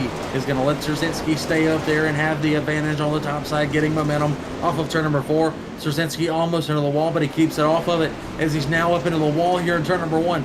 He's going to keep the momentum. However, Trzynski is a man on a mission like a missile coming off the top side here as we complete lap number 10 and 2 to go. And here comes Peyton Grice looking to take away that 3rd spot. He's raced his way into the main, but he does have a great run on the top side of the Speedway right now, looking to take it away from Rolls for 3rd. So looks like the top 4 are going to be in 1 lap to go. Coming down the backstretch, Vinny Sansoni under attack right now from Trzynski, able to hold him off, give the win in heat or consolation race to Vinny Sansoni, followed by Alex Trzynski in 2nd, Jeremy Weigel in 3rd, or I'm sorry, got all boggled up there. Peyton Grice In 3rd, and Brent Rolls holding on to that 4th and final transfer spot. That's exactly right. Then we had John Bregman, Russell Berry, Zach McLaughlin, Harl Streaker, Mike Keegan, unfortunately not making the main event here tonight. Bentley Glaser, a good showing for his first attempt with DOB. Andrew Clark finishing 11th. Taylor Topman 12th. And you had Jeremy Weigel, Matthew Croak, Nathan Krabowski, Kyle Stoltz, Grady Wade, Kevin Click, and Larry Moody rounding out the 19 cars.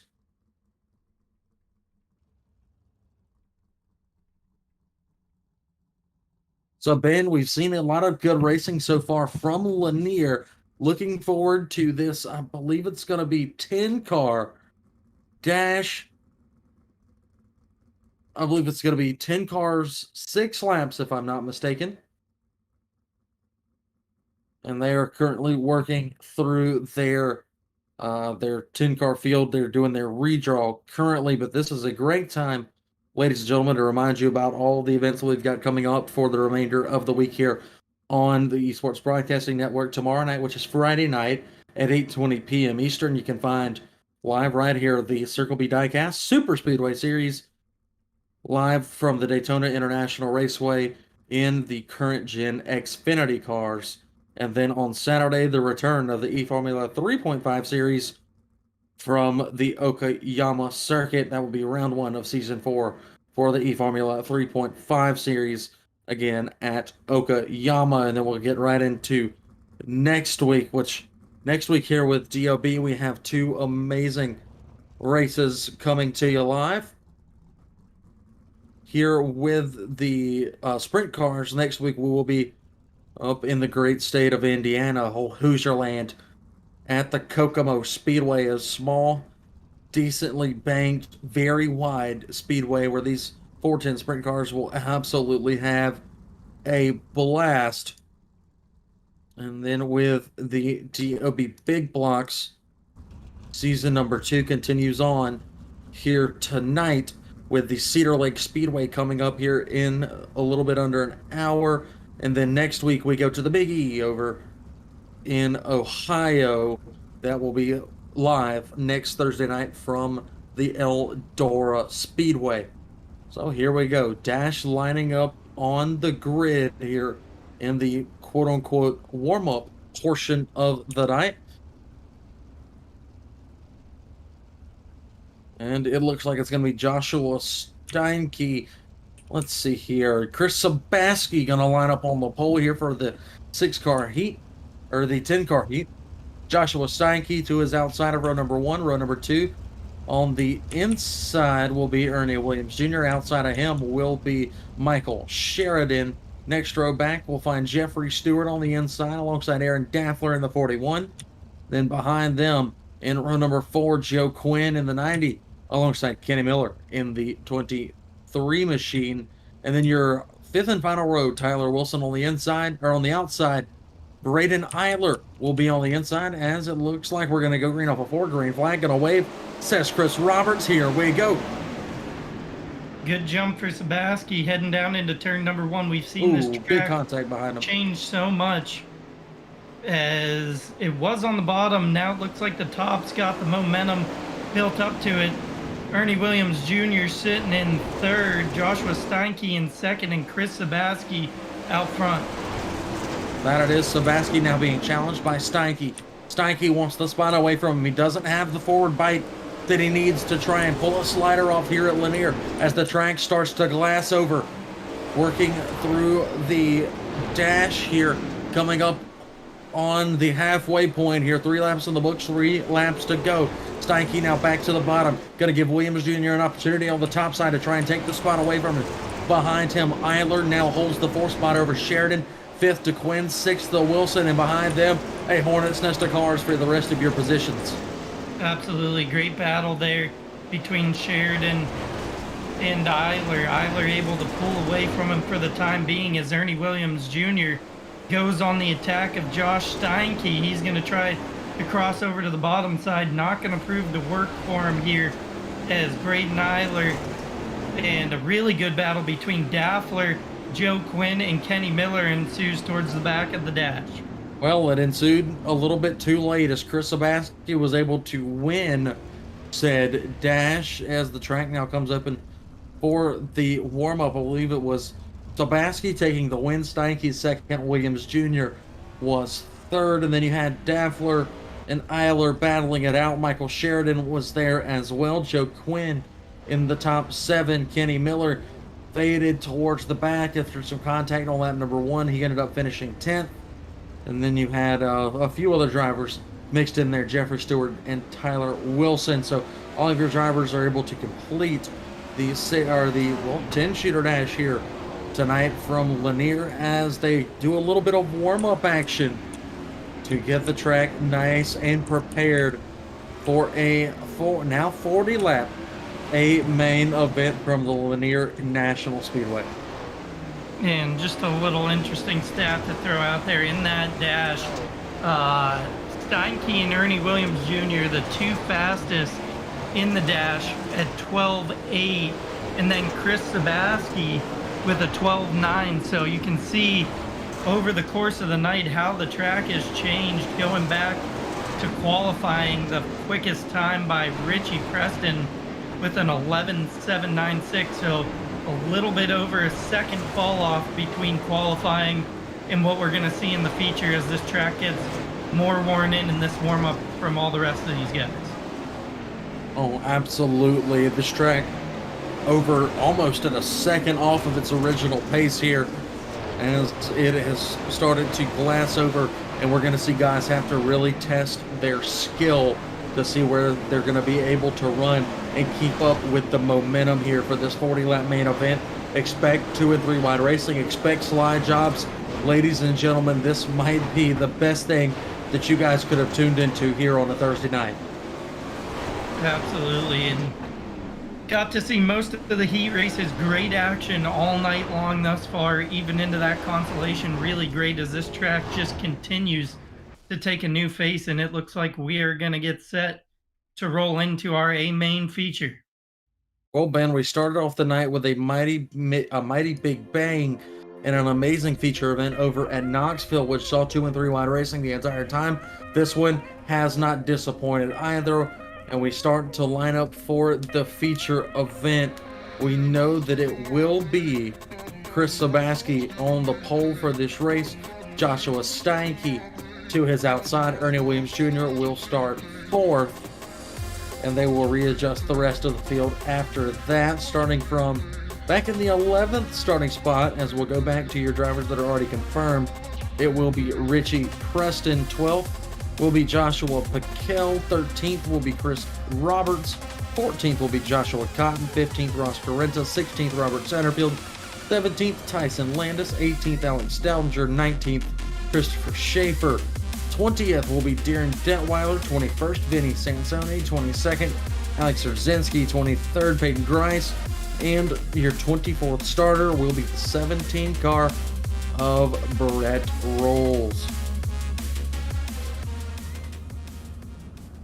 The Ben 24 cars slated to run a 40-lap main event here tonight from Lanier. We're looking at a lot of these guys to be extremely fast, but the one that I'm expecting to kind of possibly run away with this one if he's able to get towards the front will be Braden Eyler in the number 5 machine as he pulls up to his starting spot there. Braden Eyler actually not on the track, I don't believe.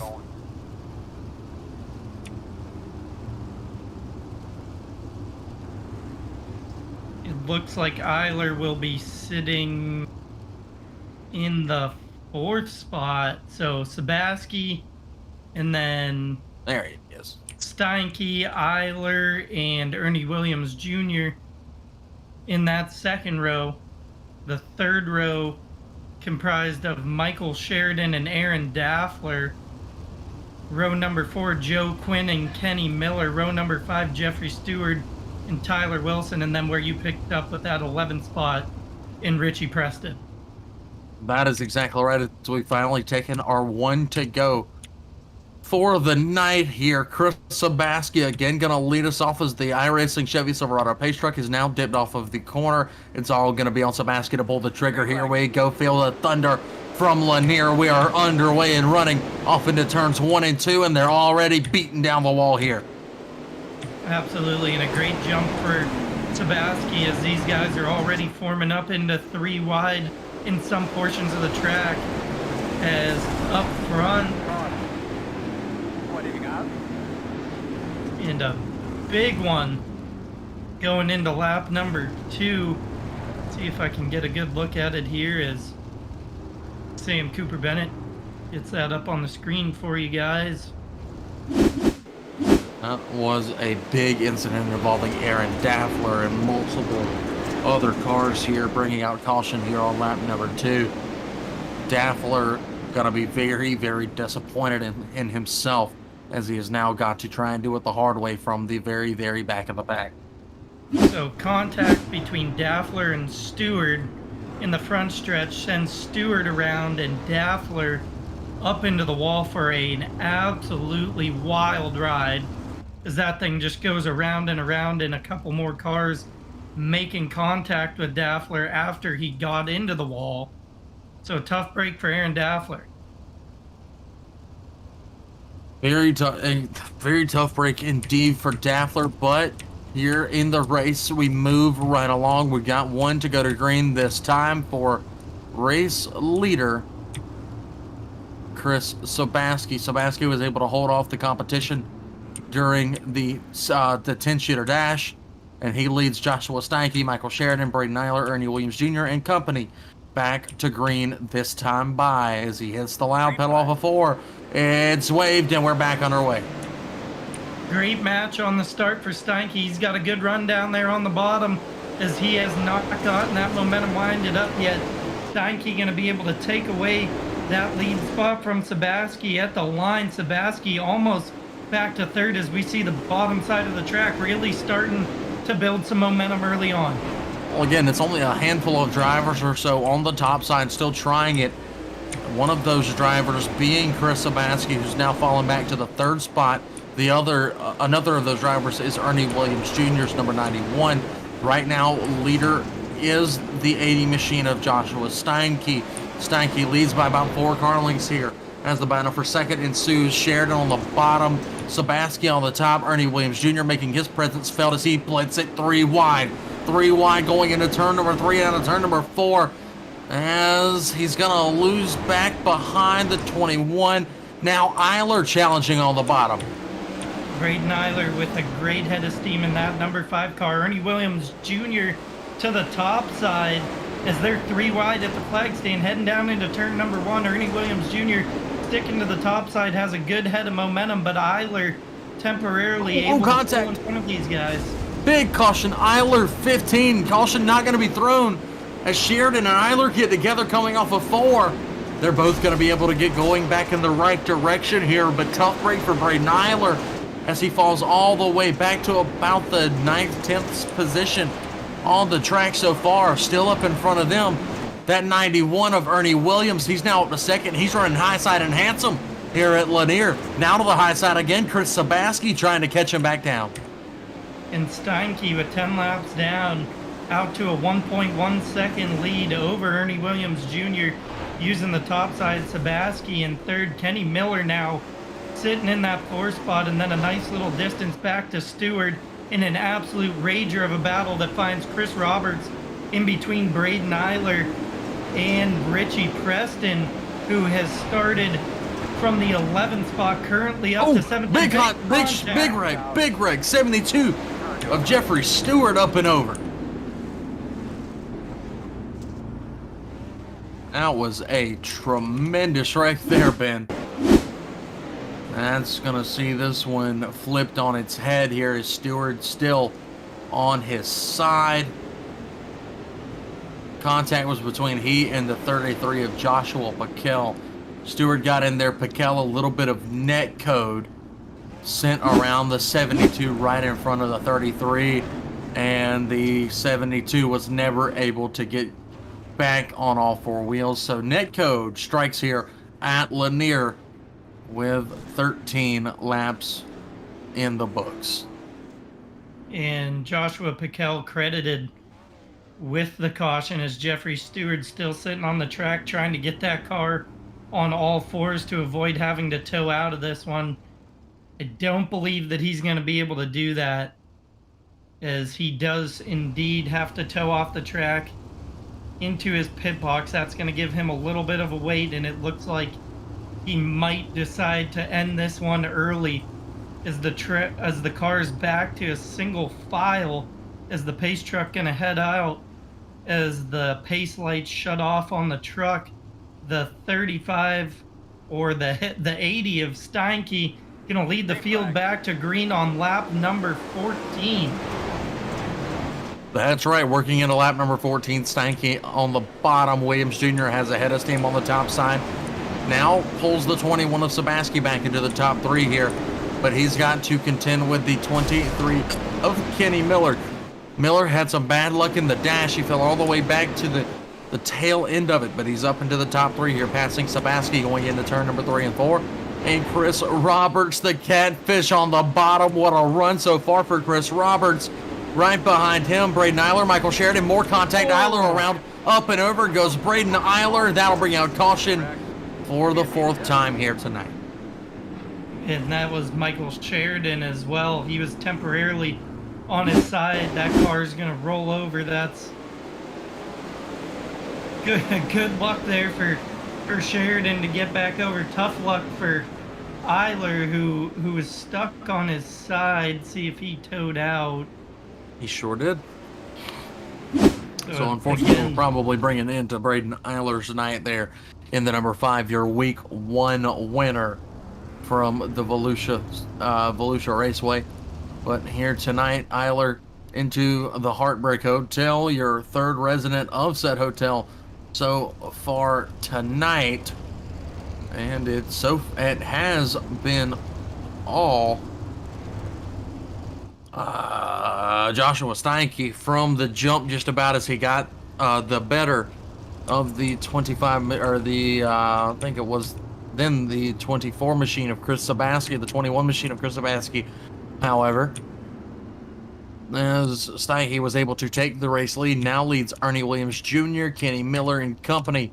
As I believe we are heading back green this time, Ben, as there goes your leader on the loud pedal. Back underway here, working into lap number 17 for Steinke. Steinke on the bottom, Ernie Williams Jr. on the top. He's under attack from Kenny Miller, who continues to plug away at the bottom, but it seems like the top side of the speedway is starting to build a little bit more momentum as we see Sebaski continue to try to pick away. Chris Roberts, the catfish, as you mentioned, continues along the bottom in the footsteps of Kenny Miller, and the caution flag is out again on lap number 18.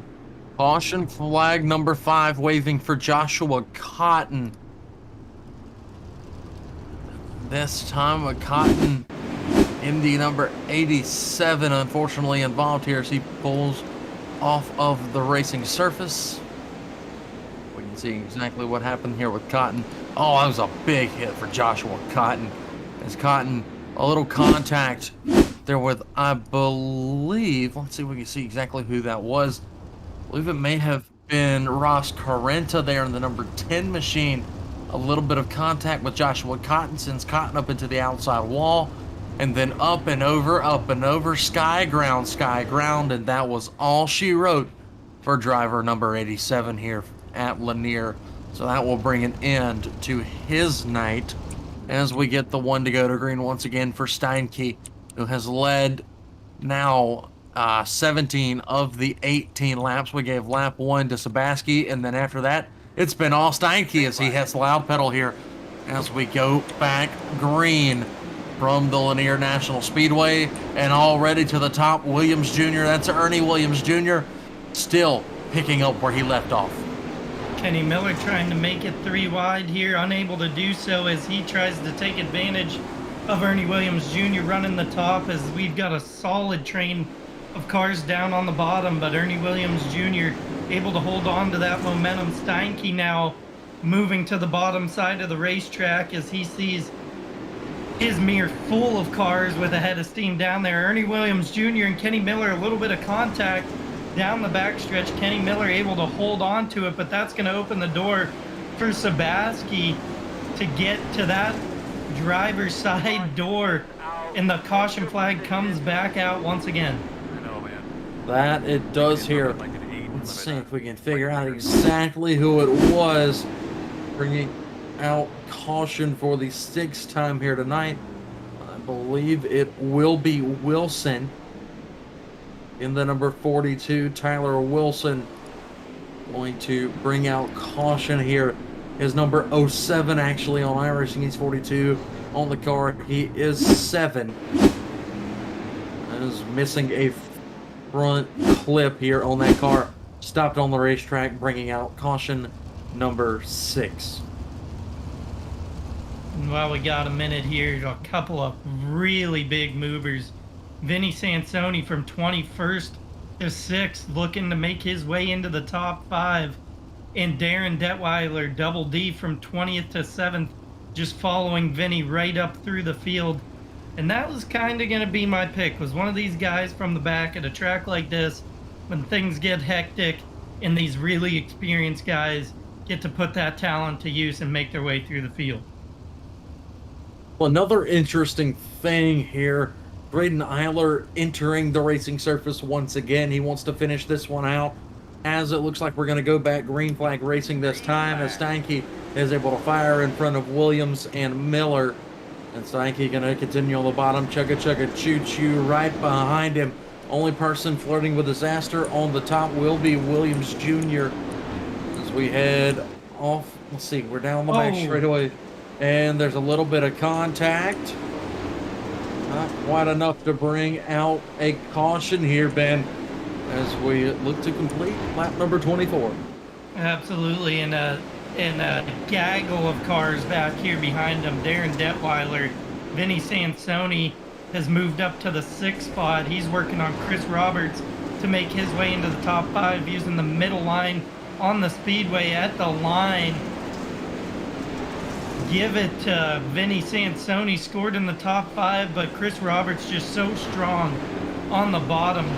And Kenny Miller has caught Joshua Steinke, so now a heated exchange here for the lead, as Steinke using the bottom, Kenny Miller using a lineup, and it is working for him as he's got a good head in the middle. See at the line, it's a drag race. To my eye, give it to Miller.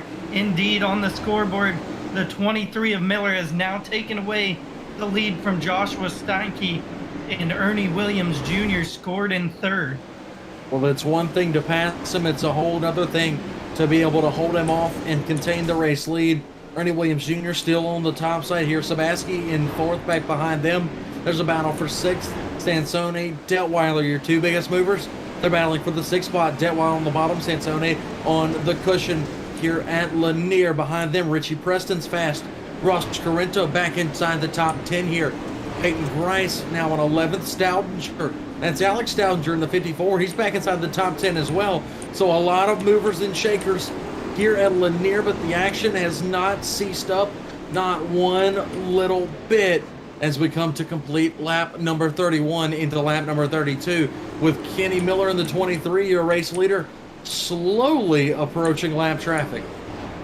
And Alex Stoudinger taking a look a little bit further back from 18th to 8th, and he's in a heated exchange here with the 25. I believe that is Carinta. Or no, it's not. I'm sorry, Richie Preston. Richie Preston is the one that he's battling with up front. Kenny Miller starting to gain a head of momentum over Joshua Steinke, who is now in battle with Ernie Williams Jr. on the top side, playing hide and go seek with that outside wall at the line. It's a drag race. Ernie Williams Jr. still stuck in that 3rd spot, as the bottom's just got a lot of speed still stuck in it. And these guys continue to battle. Chris Sabaski has to be salivating at the mouth as these guys get so close to contact coming out of these turns.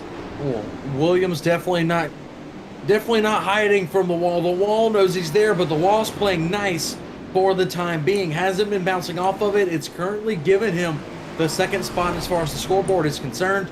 Slowly running down your leader, Kenny Miller, as the caution flag flies again here, putting it into what was a tremendous run as it may have been Tyson Landis possibly involved in this caution here. It most definitely was Landis getting a little bit of contact and spinning out in front of the rest of the field.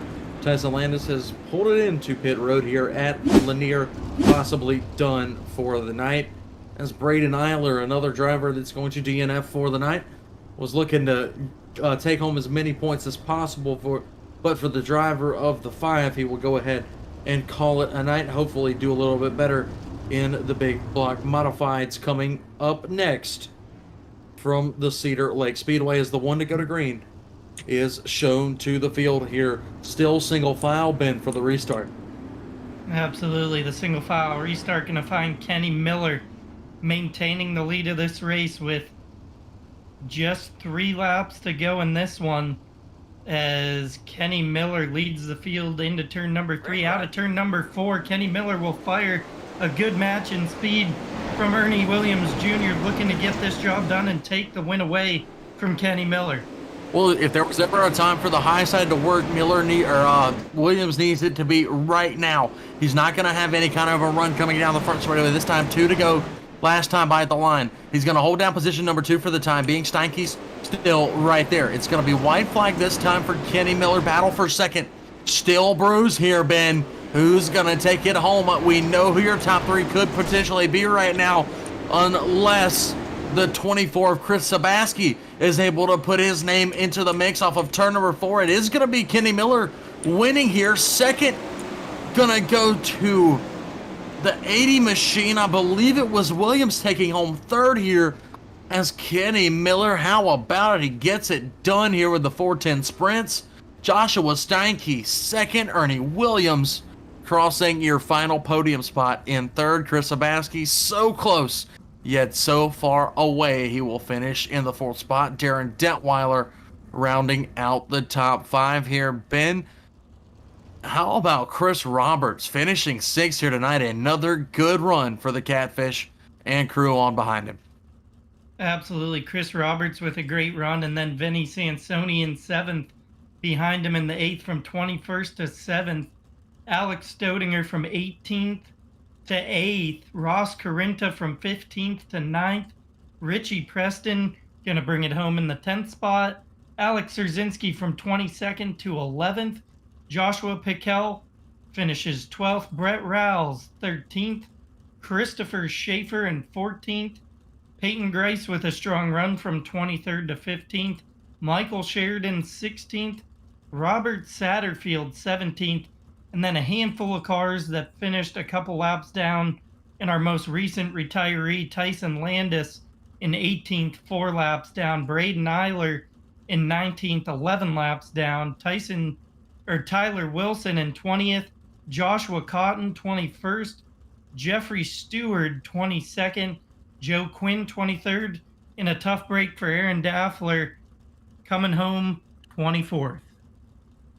There's your round down here as we now head down trackside. Time for some interviews. And first off, we'll catch up with the man who dominated the second half of this race and took home a huge win here in week number 3 for the DOB 410 sprint cars, Mr. Kenny Miller. Kenny, the bottom side was absolutely amazing for you tonight, and it gets the job done here. I mean, talk me through some of that race, especially the second half once you're finally able to make the pass and take it home.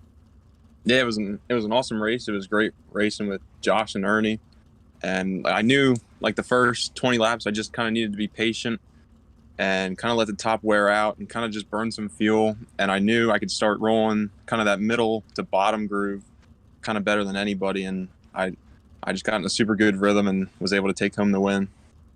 Oh, it absolutely worked for you here, and hitting your marks pretty much consistently every single lap gets the job done for you here at Lanier, and in an incredible race. Bottom side ended up being pretty dominant. However, we saw the top side work for a little bit, but throughout this race, did you ever think that you might have to get back up there on the top to defend at the end of the race? Yeah, I certainly didn't know if I'd have to move back up there. I saw Ernie, coming, and I felt like if I could just hit my marks, Josh wasn't going to get by me on the bottom again. So I just tried to be as consistent as I could and just try to run my own race. I don't know if it helped that caution came out with 3 to go or not, but we were able to get a good start and then just take it home from there. You took it home all right here at Lanier, but next week we have an even trickier racetrack to go to, the big, sweeping, very wide Kokomo Raceway up in Indiana. What are your thoughts going into that one? Most sprint car drivers either absolutely love Kokomo or absolutely hate Kokomo.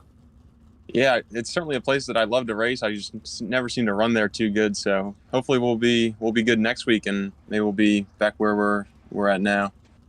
Well, for your sake, we certainly hope so. Taking some very good points out of tonight, as well as a race win here for week number 3.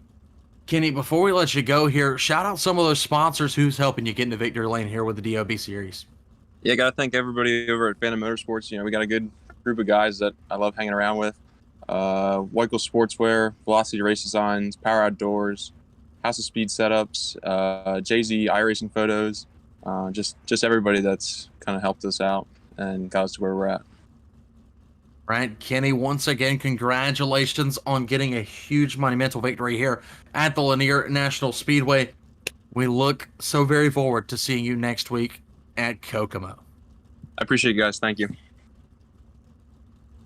So that will be your race winner here tonight, Mr. Kenny Miller. We stay down trackside where my broadcast partner, Ben Bruno, has caught up with your second place runner, Joshua Steinke. Josh, a great run for you here, finishing on the podium in that second spot. And it was rather a nail-biter between you and Ernie Williams Jr. coming down to the line. Yeah, that was definitely a very fun race. I love the track the majority of that race. I knew my game plan was running that bottom, and I was really able to run that inside berm for a good portion, was able to get the lead, pull away.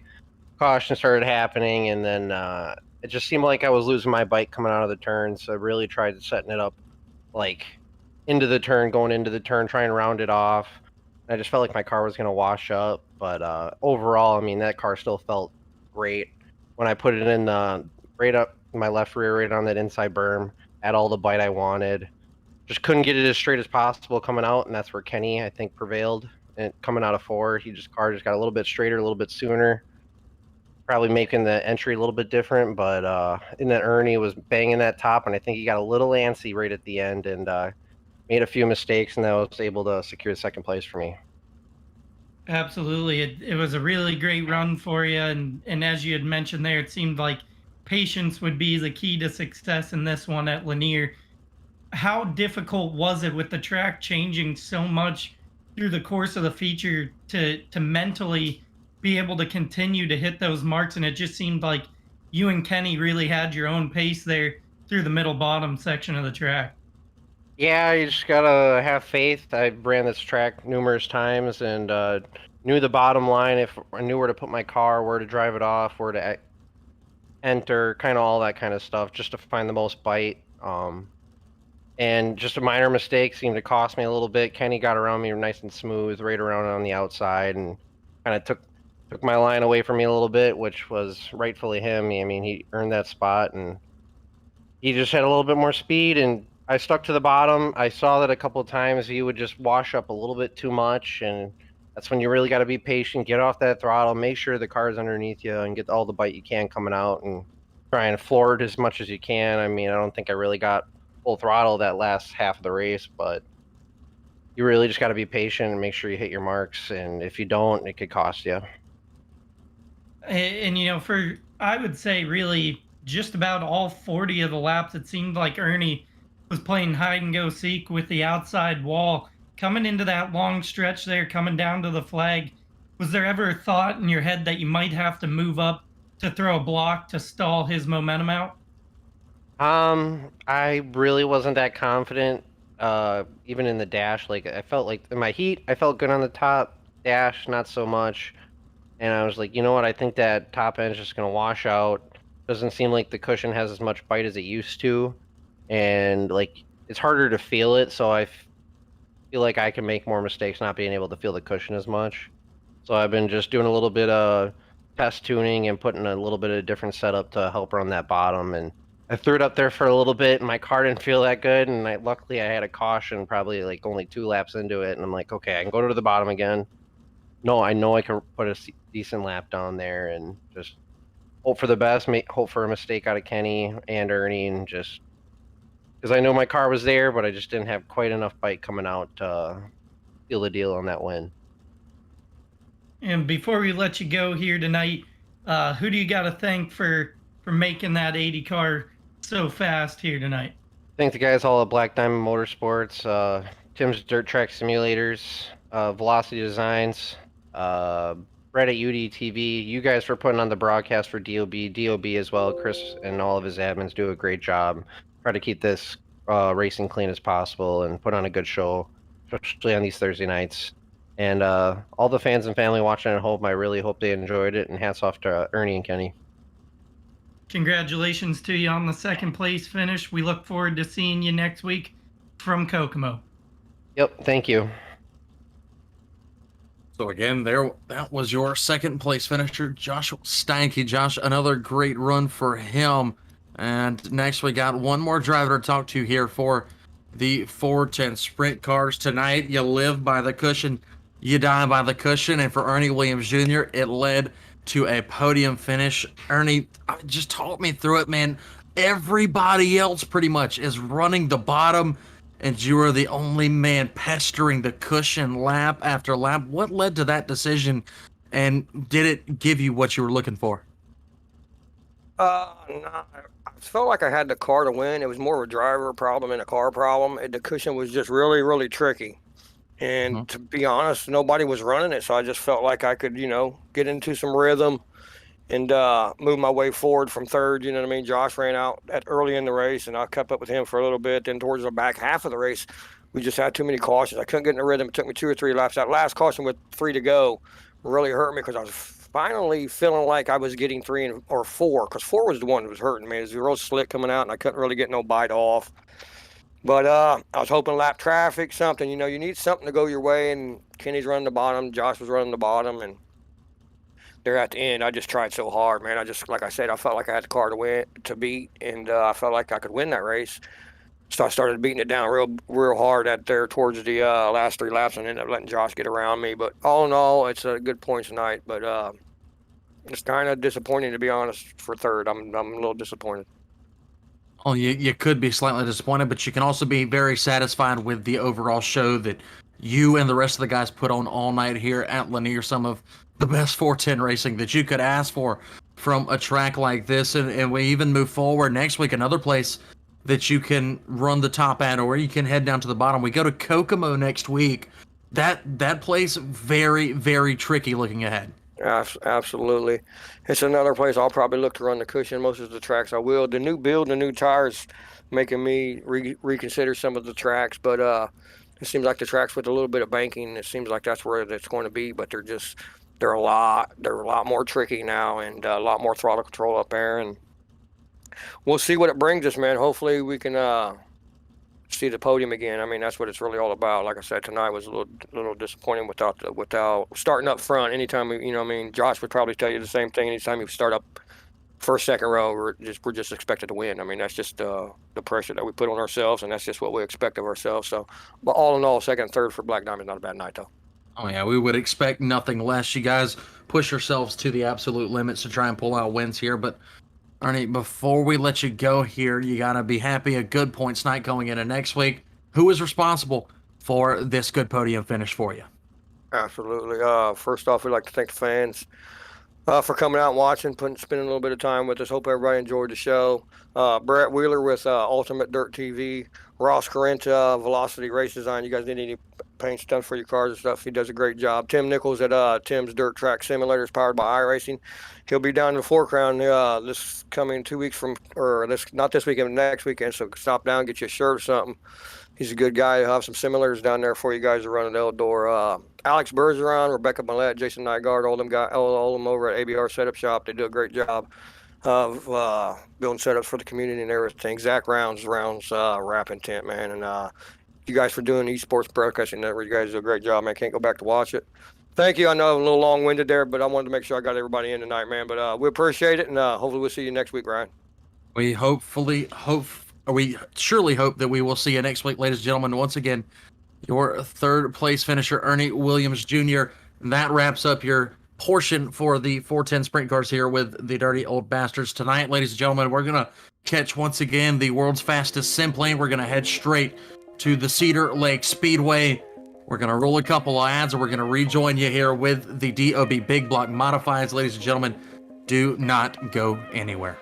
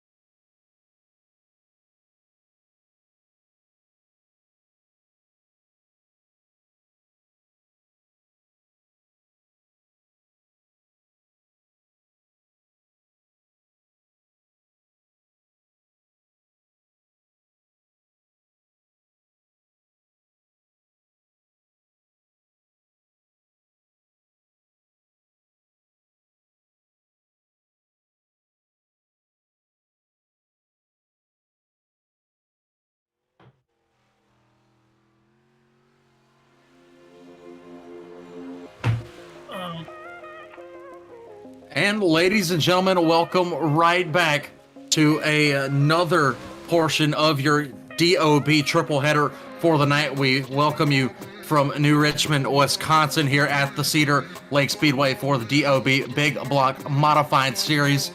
Currently working through the last couple of seconds of the qualifying efforts here with Joshua Piquel picking up the pole time here at a 14.129. Hannigan, Gosley, Tupper, Wagonschutz rounding out the top five here. Of course, I'm joined by Ben as we head into heat races, but we've got a trifecta entering into the booth here for these three heat races for the Big Block Modified Series. Mr. Tony Trapasso, welcome to DOB once again, my friend, and we've got a good night in store for it as well.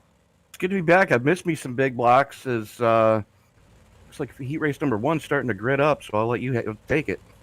Oh, of course, yeah. Andrew Clark has been lights out on the big block so far this season. He will roll off from the pole. Chris Roberts, the Catfish, in number 93. He's outside row number 1. Eric Tupper in the 115 will be inside row number 2. Outside row number 2, Joshua Piquel in the 33. Row number 3, Reggie Regenball in the 54. Dean Reynolds in the number 79. Row number 4 will be Chris Miller alongside Darren Detweiler. And then the last car on the racetrack will be Zachary Bardsley in the number 11. And we're going to pick up right where we left off. Coming out of Lanier into Cedar Lake with the big blocks. Maybe 2 of my favorite tracks on the entire service. So you're a masochist.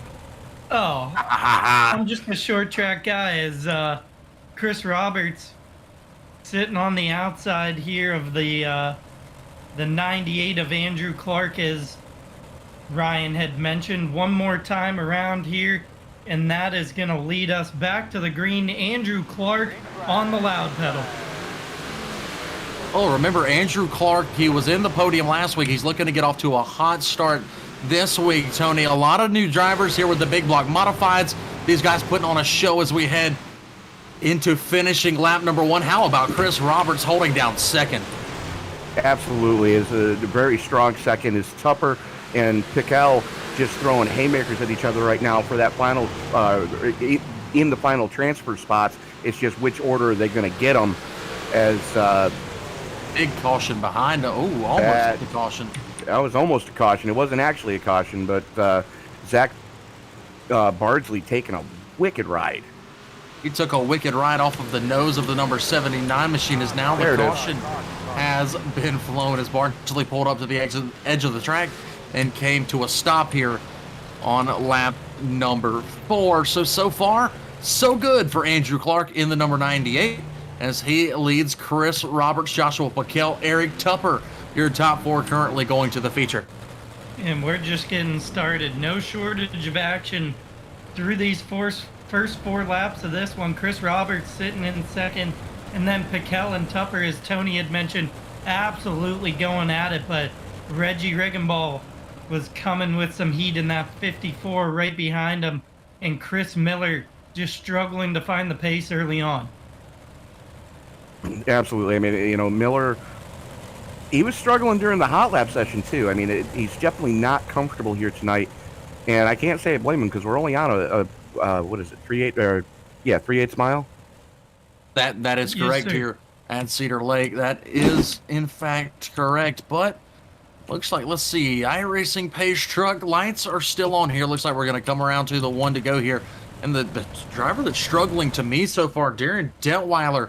He's currently all the way back in the 8th position. We've seen him have 2 very good runs with the sprint car so far tonight, so disappointing here riding so far back with the big blocks. Well, he just got an EOL, so that's why he's that far back right now. Well, he was pretty far back there before then as well, but looks like outside line here for Andrew Clark as he thinks that topside is going to be dominant on the restart. Absolutely. Andrew Clark leading the field to green. He's got a good jump heading down into turn number 1. Chris Roberts still catfishing around the bottom. That's going to prove to pay off for him for the time being. Eric Tupper trying to the top side as we see Piquel throw his hat into the ring in this battle. Well, how about Chris Roberts hitting every single bump on the bottom side of the racetrack? The left front tire hasn't met the ground in half a lap, and he still holds down the second spot here, Tony, over Tupper and Piquel. Well, Tupper and Piquel got to get this one sorted out pretty quick, as looks like Piquel looking to the inside of Roberts now, and Tupper still no give as they're 3 wide off of 4. The 3 wide off of 4, they make a little bit of contact at the line. Tupper going to be the biggest loser. He's going to now have Chris Miller to his inside looking to take away the final transfer spot. Then there's still a battle for second, but that final transfer spot, that battle's heating up. Can Chris Miller take it away here as we come into the 2 to go signal? Chris Miller, Eric Tupper absolutely trading haymakers for the time being, and Dean Reynolds looking to see if he can capitalize on this battle. Coming around, white flag waving. A white flag did wave last time by. It's Andrew Clark out by a few car lengths, but watch the battle for 4th. Who's going to take it to the line? Tupper has it for now. You've got Miller on the bottom side. It's going to be a drag race at the line. Give it to Tupper for 4th as he sneaks his way into the A-man event. So, of course, it was Andrew Clark taking the win. Chris Roberts 2nd. So, a really good run there for Roberts in heat race number 1. Joshua Piquel 3rd. Eric Tupper 4th. Chris Miller 5th, Dean Reynolds 6th, Darren Detweiler 7th, Reggie Regenball 8th, and Zachary Bardsley in 9th. Heat race number 2 now getting lined up. Ben, why don't you take us through the field? Row number 1 on the point of this one, the 19 of John Bragman. Outside of Bragman, the 084 of Russell Berry. Row number 2, Ryan Wagenschutz in 3rd, and Mason Hannigan to his outside in 4th. Row number 3, the 31 of Tyson Landis, in the 5 of Scott Fenstermacher. Row number 4, Jonathan Lowe and to his outside, the 90 or the X of Mike Keegan and the lone sitter that is not going to start this race, the 23 of Braden Eyler. So Braden Eyler checked right into Heartbreak Hotel with the sprint cars a little bit earlier on.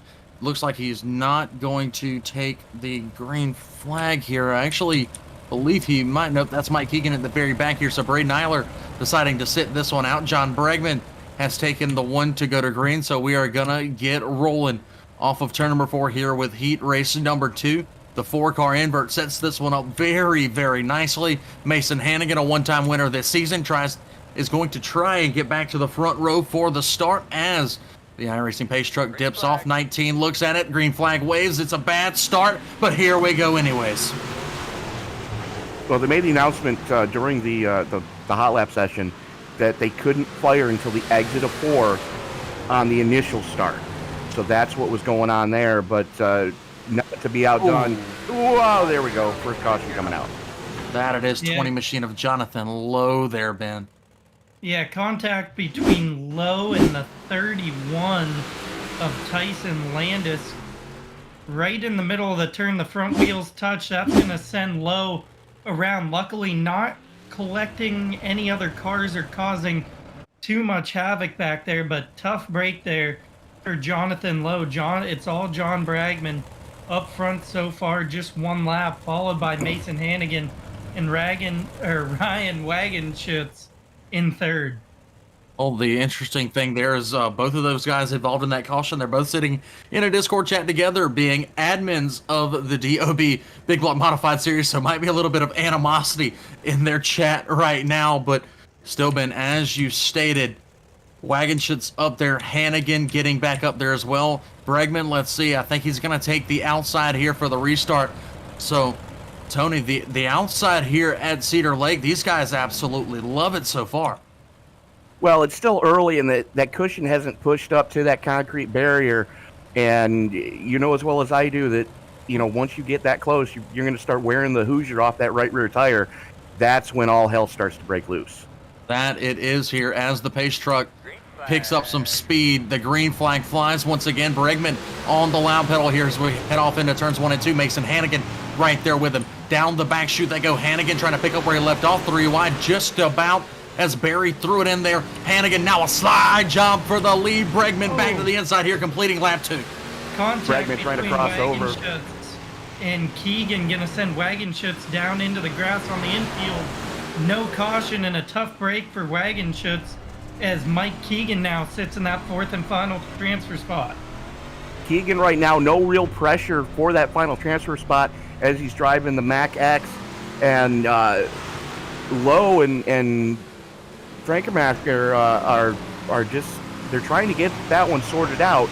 But you can see that the guys are trying 3 different lanes here, and this is the time you want to experiment. You don't want to wait till the AMA comes out.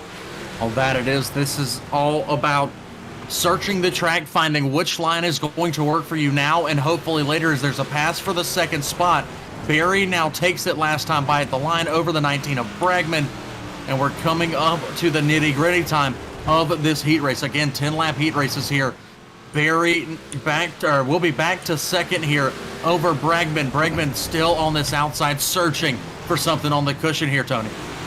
Well, I think Barry's got this one figured out because you can see it. There's still a ton of moisture down low. The track is completely slicked off in the middle, and that cushion is just pushing further and further out. It was a 3 wide for 2nd. I was about to say, how about Keegan here, Ben? Mike Keegan like a bat out of hell from nowhere. Mike Keegan with just 1 lap to go when we get to the flag. Or I'm sorry, 2 laps to go. Popsicle sticks in the air. Mike Keegan looking to the inside of there it is. Contact. And the caution flag comes out. Some contact between Keegan and Barry. And just 1 little tap upsets the car for Russell Barry and unable to hold on to that 08 car. And the unfortunate part there, Ben. Another unfortunate part there, Mike Keegan may be taking an EOL off of that as well if he takes blame for the caution here. So that could mean disaster and a B main for the driver in the number X. but doesn't look like Chris is going to give him one for the time being, so he might escape scot-free here, and that would be an absolute godsend for Keegan here. Absolutely. Keegan's been looking to get it turned around as obviously if you follow the DOB series, whether it be with the sprint cars or the big blocks, Mike Keegan is an absolute wheelman. But so far early on this season, a little bit of struggle is right now he's sitting in that second spot looking to turn it around. And interestingly enough here, Tony, the two guys that were duking it out for the 5th spot forever now find themselves in and on the cusp of a transfer spot here. So the battle for 4th between Jonathan Lowe and Scott Fenstermaker, this one is going to be interesting here as we're about to go back green. Absolutely, but I don't think Keegan's done yet. We've seen him just flirting with those powdered donuts down on the infield there, just floating that left front tire over him as green flag comes back out. And you're right, that battle for the final transfer spot is hot and heavy, as is the battle for 3rd right now, as here comes Lowe into the inside of Bregman. Jonathan Lowe all of a sudden like a rocket ship here, Ben. He is down on the bottom. Bregman takes the white flag, so does the rest of the field. Watch that battle for 3rd, Ben. Absolutely. White flag out. Jonathan Lowe heading into turn number 3, trying to make the bottom side work. A big move for him as Bregman slides up the track. A drag race. Give it to Bregman. So John Bregman taking home the 3rd spot in an absolute thriller in heat race number 2 with Mike Keegan. Well, that it was, but Mason Hannigan took the win there, so a good heat race for that driver from 4th to 1st. But Mike Keegan from the 8th starting spot to finish 2nd and make the main event here. Absolutely insane with Bregman 3rd, Jonathan Lowe 4th, Tyson Landis, Ryan Wagenschutz, Scott Fenstermaker, and Russell Berry rounding out the cars that took times. Ben, we'll turn it back over to you. Heat race number 3, taking to the grid now. Heat race number 3 on the pole of this one's going to be the 17 of Brett Rolls to his outside, the 21 of Zach McLaughlin. Row number 2 on the inside, Jeremy Prey in the 117 to his outside, Trent Gosley. Row number 3 going to find the 22 of Alex Stodinger and the 01 of Kyle Stoltz. Row number 4, Joshua Hart on the inside of Jeff Sharp to his outside in the 28. The lone starter in row number 5 in the 9th position will be the 6 of Tyler Topman. So, Tony, all guys here looking to make a name for themselves with the DOB big block modifieds. A lot of guys that we didn't see last season, but this series is absolutely on a roll to be one of the best on the service. As we head down the back straightaway here, that iRacing pace truck, she's going to pick up a heck of a lot of speed in turn number 4, head off of the racetrack, and Brett Rolls, he's eyeing when he can start here. Let's see if we have a clean restart. We do so as Rolls hits the loud pedal. We're off and running, Tony. We're into turn number 1, and we're already 3 wide. Absolutely, as those guys just wasting absolutely no time trying to make some headway as the battle for 4th hot and heavy right now, as so far, give it to Alex Stoutinger, currently holding it down, but he's under heavy pressure from Gosley. Oh, that one in the wall. 11 through the wall. Zach McLaughlin, heavy contact with the wall, going to shoot that number 11 right off of the track. It seemed like he had done that all on his own, as quite a battle was shaping up there for the 4th and final transfer spot on lap number 1. Boy, oh boy, I cannot tell you how many times I have personally done that. So it kind of feels good to know that I'm not the only one, but it feels horrible to know that it's happened to a driver like Zach McLaughlin.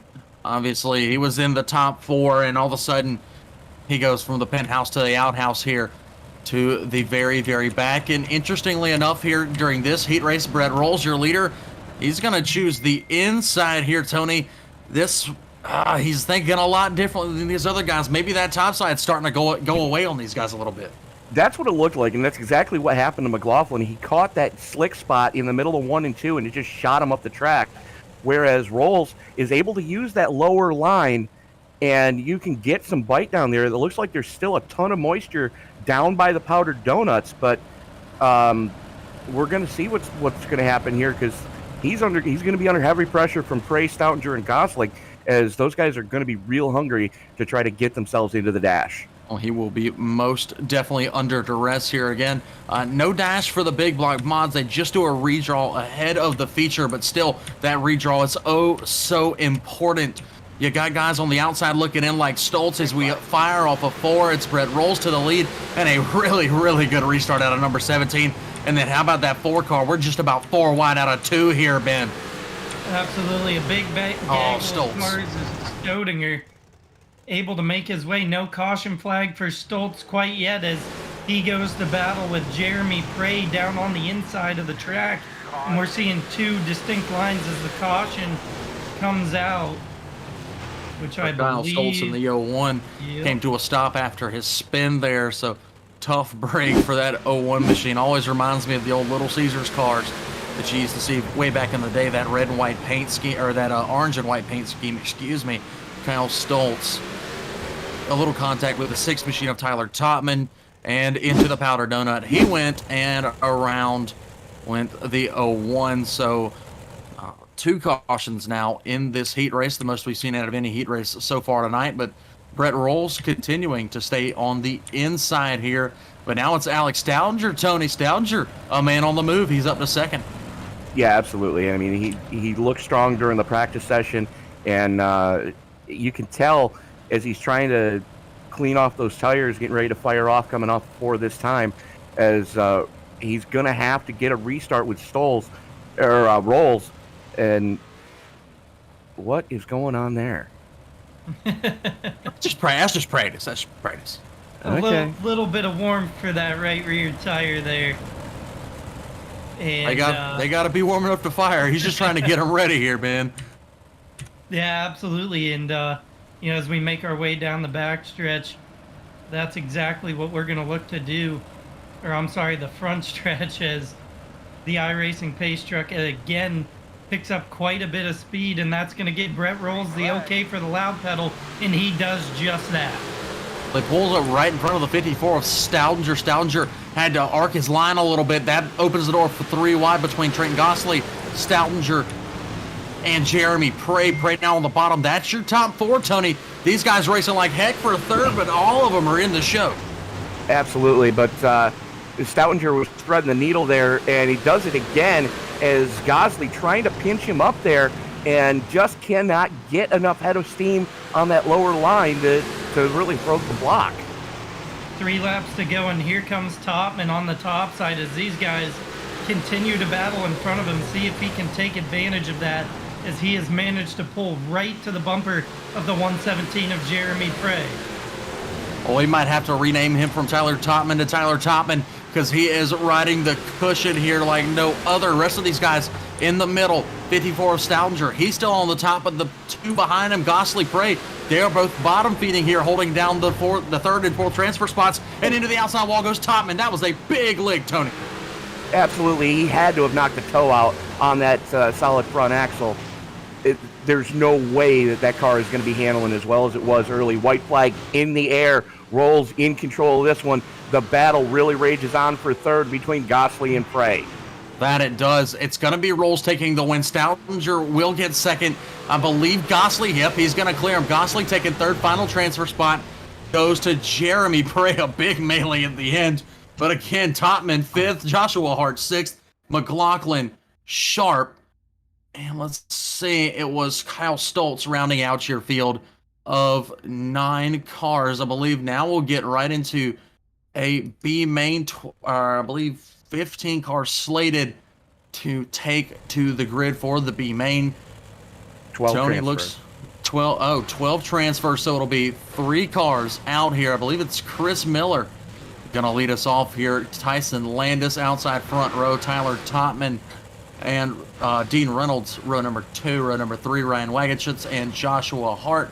Row number 4, Darren Detweiler and Scott Finstermaker. Row number 5, Zach McLaughlin, Reggie Regenball.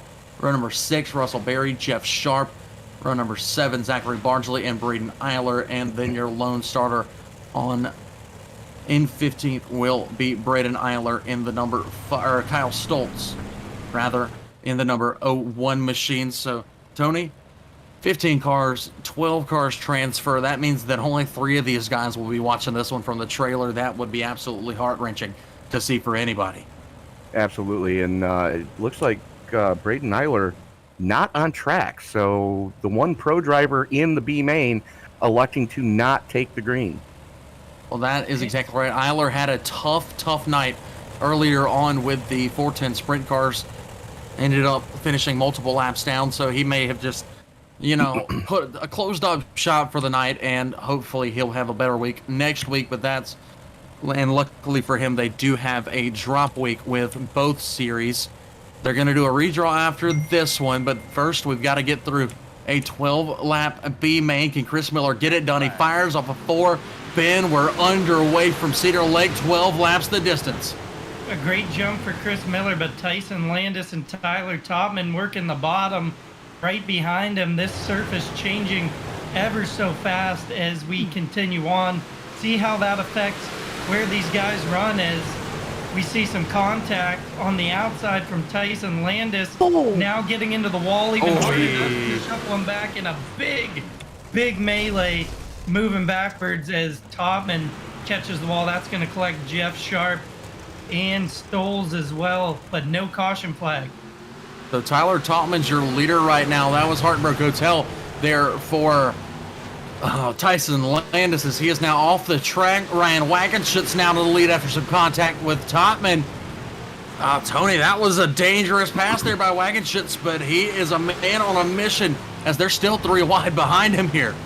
Absolutely, and I'm watching this battle for the final transfer spot with Landis out. That's the battle between Zach Barbary and Dean Reynolds. Who is going to make the A main? Is it going to be the 79 or the 31? The 11. No, the 20. Well, the 28 or the 11. As these guys are just flat getting it right now. Dean Reynolds looking to struggle. Looks like he's going to be the odd man out as he's in danger of going a lap down. That he is after that contact with Tyson Landis a little bit earlier on. The battle for the race lead is starting to pick back up between Wagenschutz and Topman. And then right behind him, just a hornet's nest of cars here, Ben, as we complete lap 7.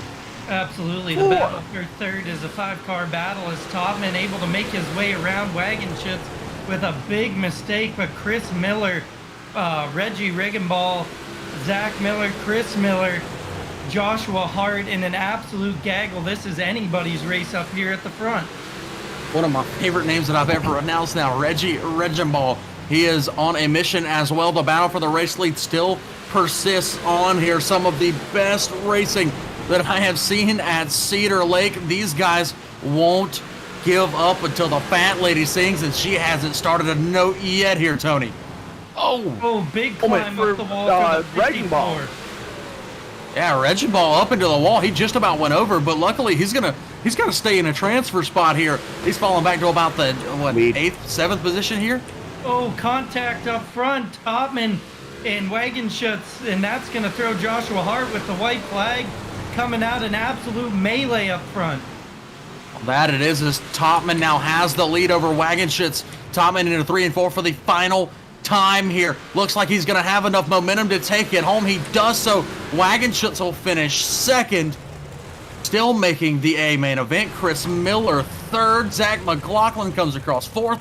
Darren Detweiler, after hitting the wall on the final lap, he will somehow salvage 5th. Joshua Hart 6th. Reggie Riggenball 7th. Scott Fenstermaker coming home in 8th. Russell Berry 9th. Zachary Bardsley 10th. Kyle Stoltz 11th. And your final transfer man to the A main event is Jeff Sharp in the 28. And then Heartbreak Hotel for Dean Reynolds in the 79 comes up 1 spot short in 13th. Tony, that is an absolute heartbreaker for that driver, but we've got to get into our redraw here, but we are in for an absolutely killer 50-lap main event here from Cedar Lake. Yeah, absolutely. I mean, and you know, that was some of the wildest action I've seen. and these guys were really, you know, just throwing it in there, seeing what stuck, knowing that Landis was out and Reynolds was already a lap down. They were using this as a test session from what it looked like.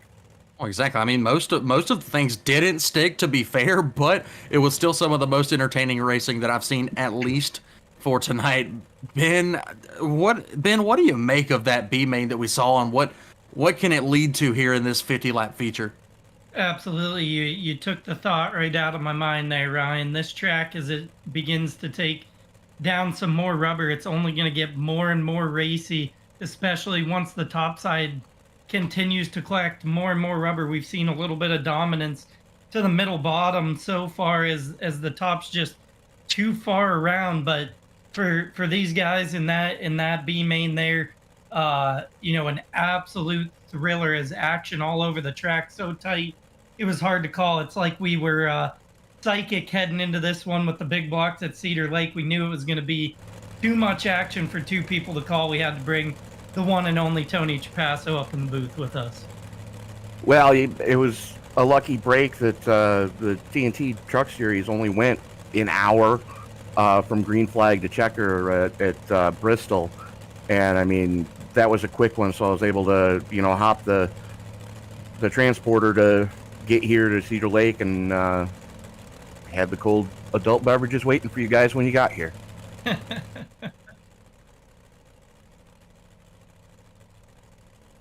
With a little bit of downtime here as they're wrapping up the redraw, if you're watching at home, make sure that you don't miss out on any of the Esports Broadcasting Network action. Follow us on YouTube, on Facebook. We are everywhere, pretty much on any platform that you can imagine. Make sure you hit that notifications bell and you'll never miss a single race, whether it be on the dirt side, the asphalt, or road racing. We have all the facets of racing for you. We also want to hear from you here tonight. Who's your pick as we move in to this A main feature for the DOB Big Block Modified Series at Cedar Lake? Oh. What? Right there, producer Sam Cooper Bennett had some jokes he wanted to tell everybody, but here, race director Chris Roberts has opened up the racing service for a little bit of a warm-up, and most of these guys taking to the top side here. Dom sticking to the bottom as the 54 Stoutenger gets absolutely walloped going into turn number 3. What the hell? We have lost all control. and just think, guys, I got to deal with that Pommy Britt in 2 weeks when he comes over here to take him to his first live in-person Big Block Modified race, because Sam Cooper Bennett is going to be at Oswego, New York this year for Super Dirt Week. Super Dirt Week, always a blast. I know that I've got some big events coming up in my neck of the woods here in just a little while, including the Mike Duvall Memorial up at Cherokee, World Finals coming up at Charlotte. So in real life racing starting to heat up, sim racing heating up as well. Here's the checkered flag waves on the warm-ups as these guys begin to flip over the wall here, including Andrew Clark at the end of warm-ups. Man, it is an absolute blast to be back with the Big Block Modified Series, especially at a place like Cedar Lake. Cedar Lake, known for its amazing racing with any and all facets of cars, especially on the late model side of things whenever the World of Outlaws and other series go up there. But tonight here with the Big Block, something you don't see a whole lot at Cedar Lake, they are proving why we should see them a whole lot at Cedar Lake. Well, here's the thing. Last time the World of Outlaw late model series was here, I believe Watertown, New York's own Timmy McCready came home with the checkered flag in hand. That is correct. That is absolutely correct. And where did Timmy get his start? In the Big Block Modified. Yes, Tony, we all know. They do breed amazing drivers. Again, Tim McCready, hey, I'm right, one of my personal favorites. As now they're all staging up. How about that? A great look at 24 of the best looking Big Block Modifieds on the entire iRacing services. Ladies and gentlemen, perfect time to screenshot this field and figure out which one is your absolute favorite, as they're going to all realign in the top 10 here as Andrew Clark pulls up, as well as Brett Rolls. And they're going to realign, and once they realign, we're going to read off your starting lineup for tonight's 50-lap feature event. Looks like Trent Gosley going to be starting on the pole next to Eric Tupper. Third, looks like it's going to Keegan. Very possibly. Let's see exactly what happens here. Keegan drew the 3. And then fourth place looks like it's going to Mason Hannigan. You believe so? Yep, it is Bregman on the point. Clark second, and you have Piquel and Hannigan, Gosley or Prey and Gosley, Stoudinger, I believe Chris Roberts, the 17 machine of Brett Rolls, the 92 of Mike Keegan, and then behind him, it kind of gets a little bit easier here. As then you have the 20 machine of Jonathan Lowe in 11th, the 117 of Jeremy Prey in 12th, the 14 of Tyler Totman in 13th, the 66 of Ryan Wagenschitz in 14th, Chris Miller, Zach McLaughlin, Darren Detweiler, Joshua Hart, Reggie Regenbaugh, Scott Finstermaker, Russell Berry, Zachary Bardsley, Kyle Stoltz, and Jeff Sharp rounding out the field. Tony, do you think take us to green here, my friend, as it looks like we've got the one to go? You wanted the best, you got them. You got the best as the DOB Sprint Cars, the ground-pounding, earth-shaking beast from the Northeast. Green flag is out. Race fans, it's showtime! It sure is off into turns 1 and 2. 19 already around. Big contact here. Big contact here. And the caution flag waves on lap 1. That was ugly.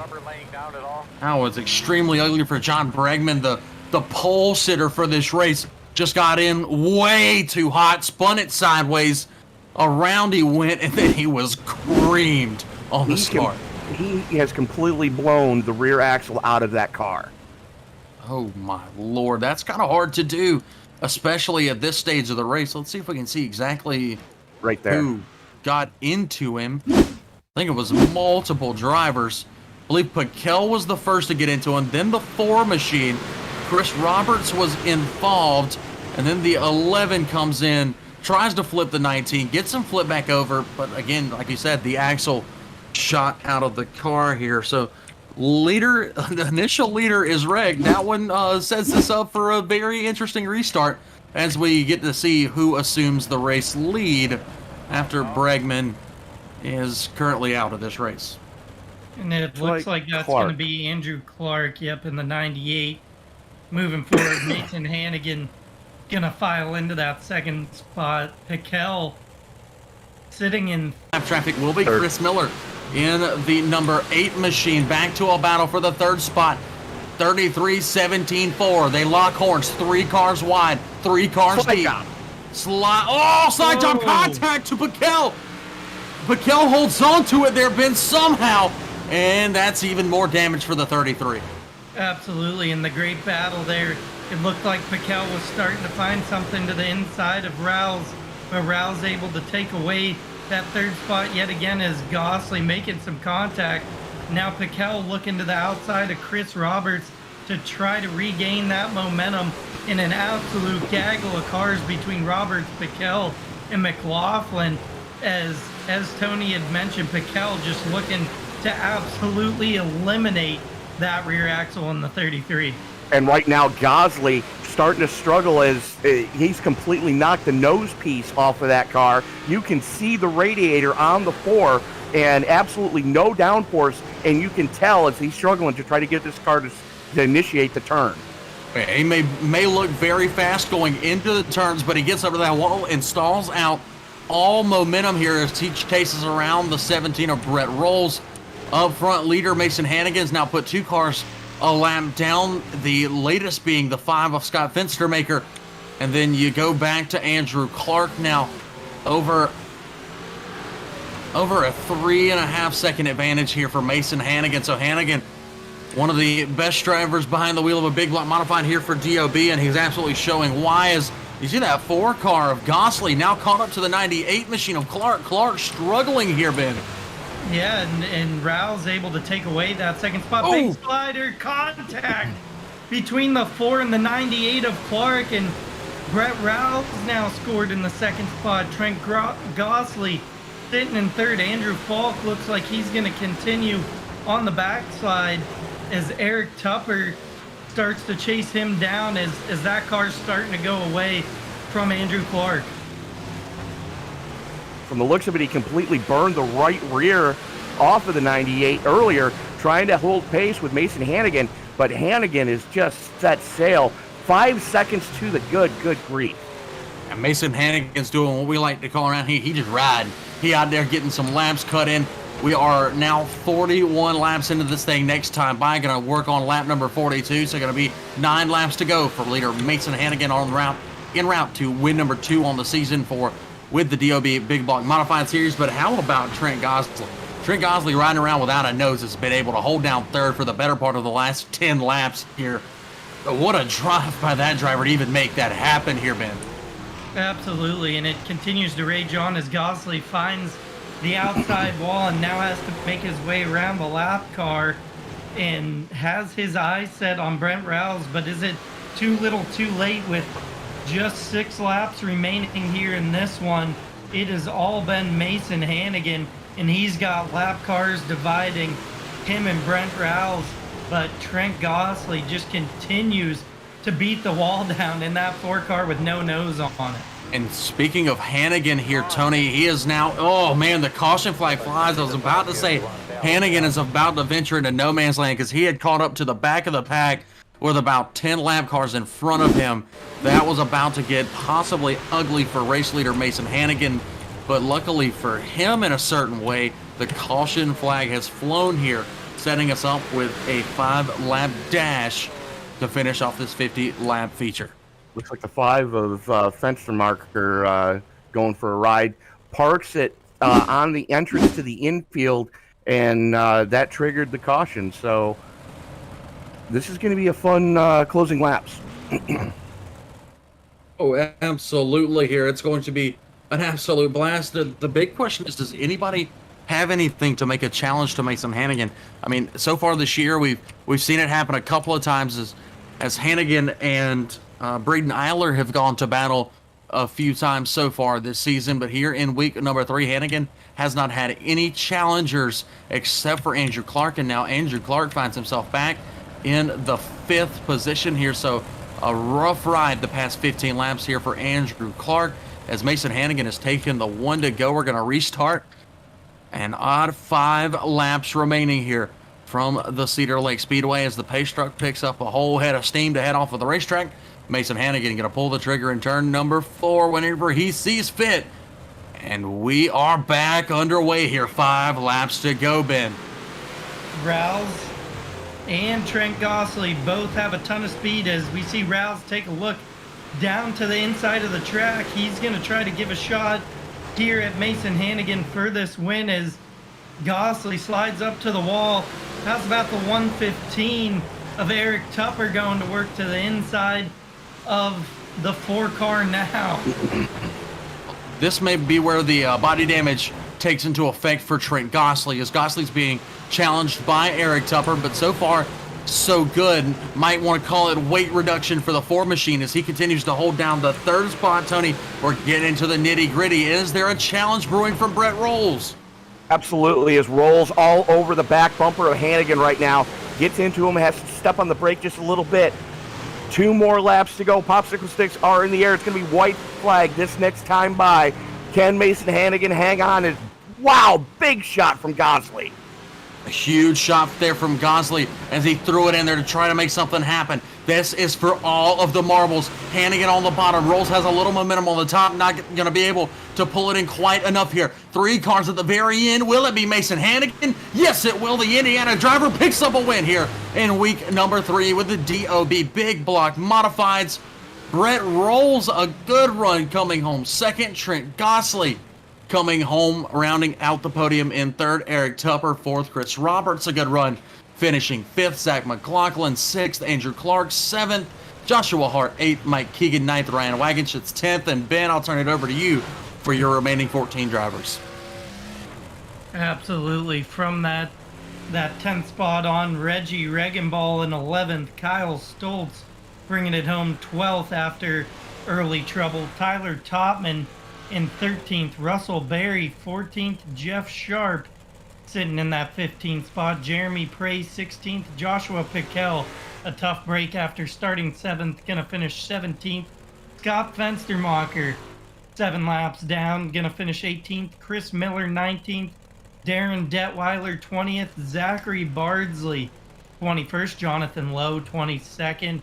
Alex Stodinger 23rd. And rounding out the field after an extremely tough break after starting on the point of this one, John Bragman gonna round out the field 24th.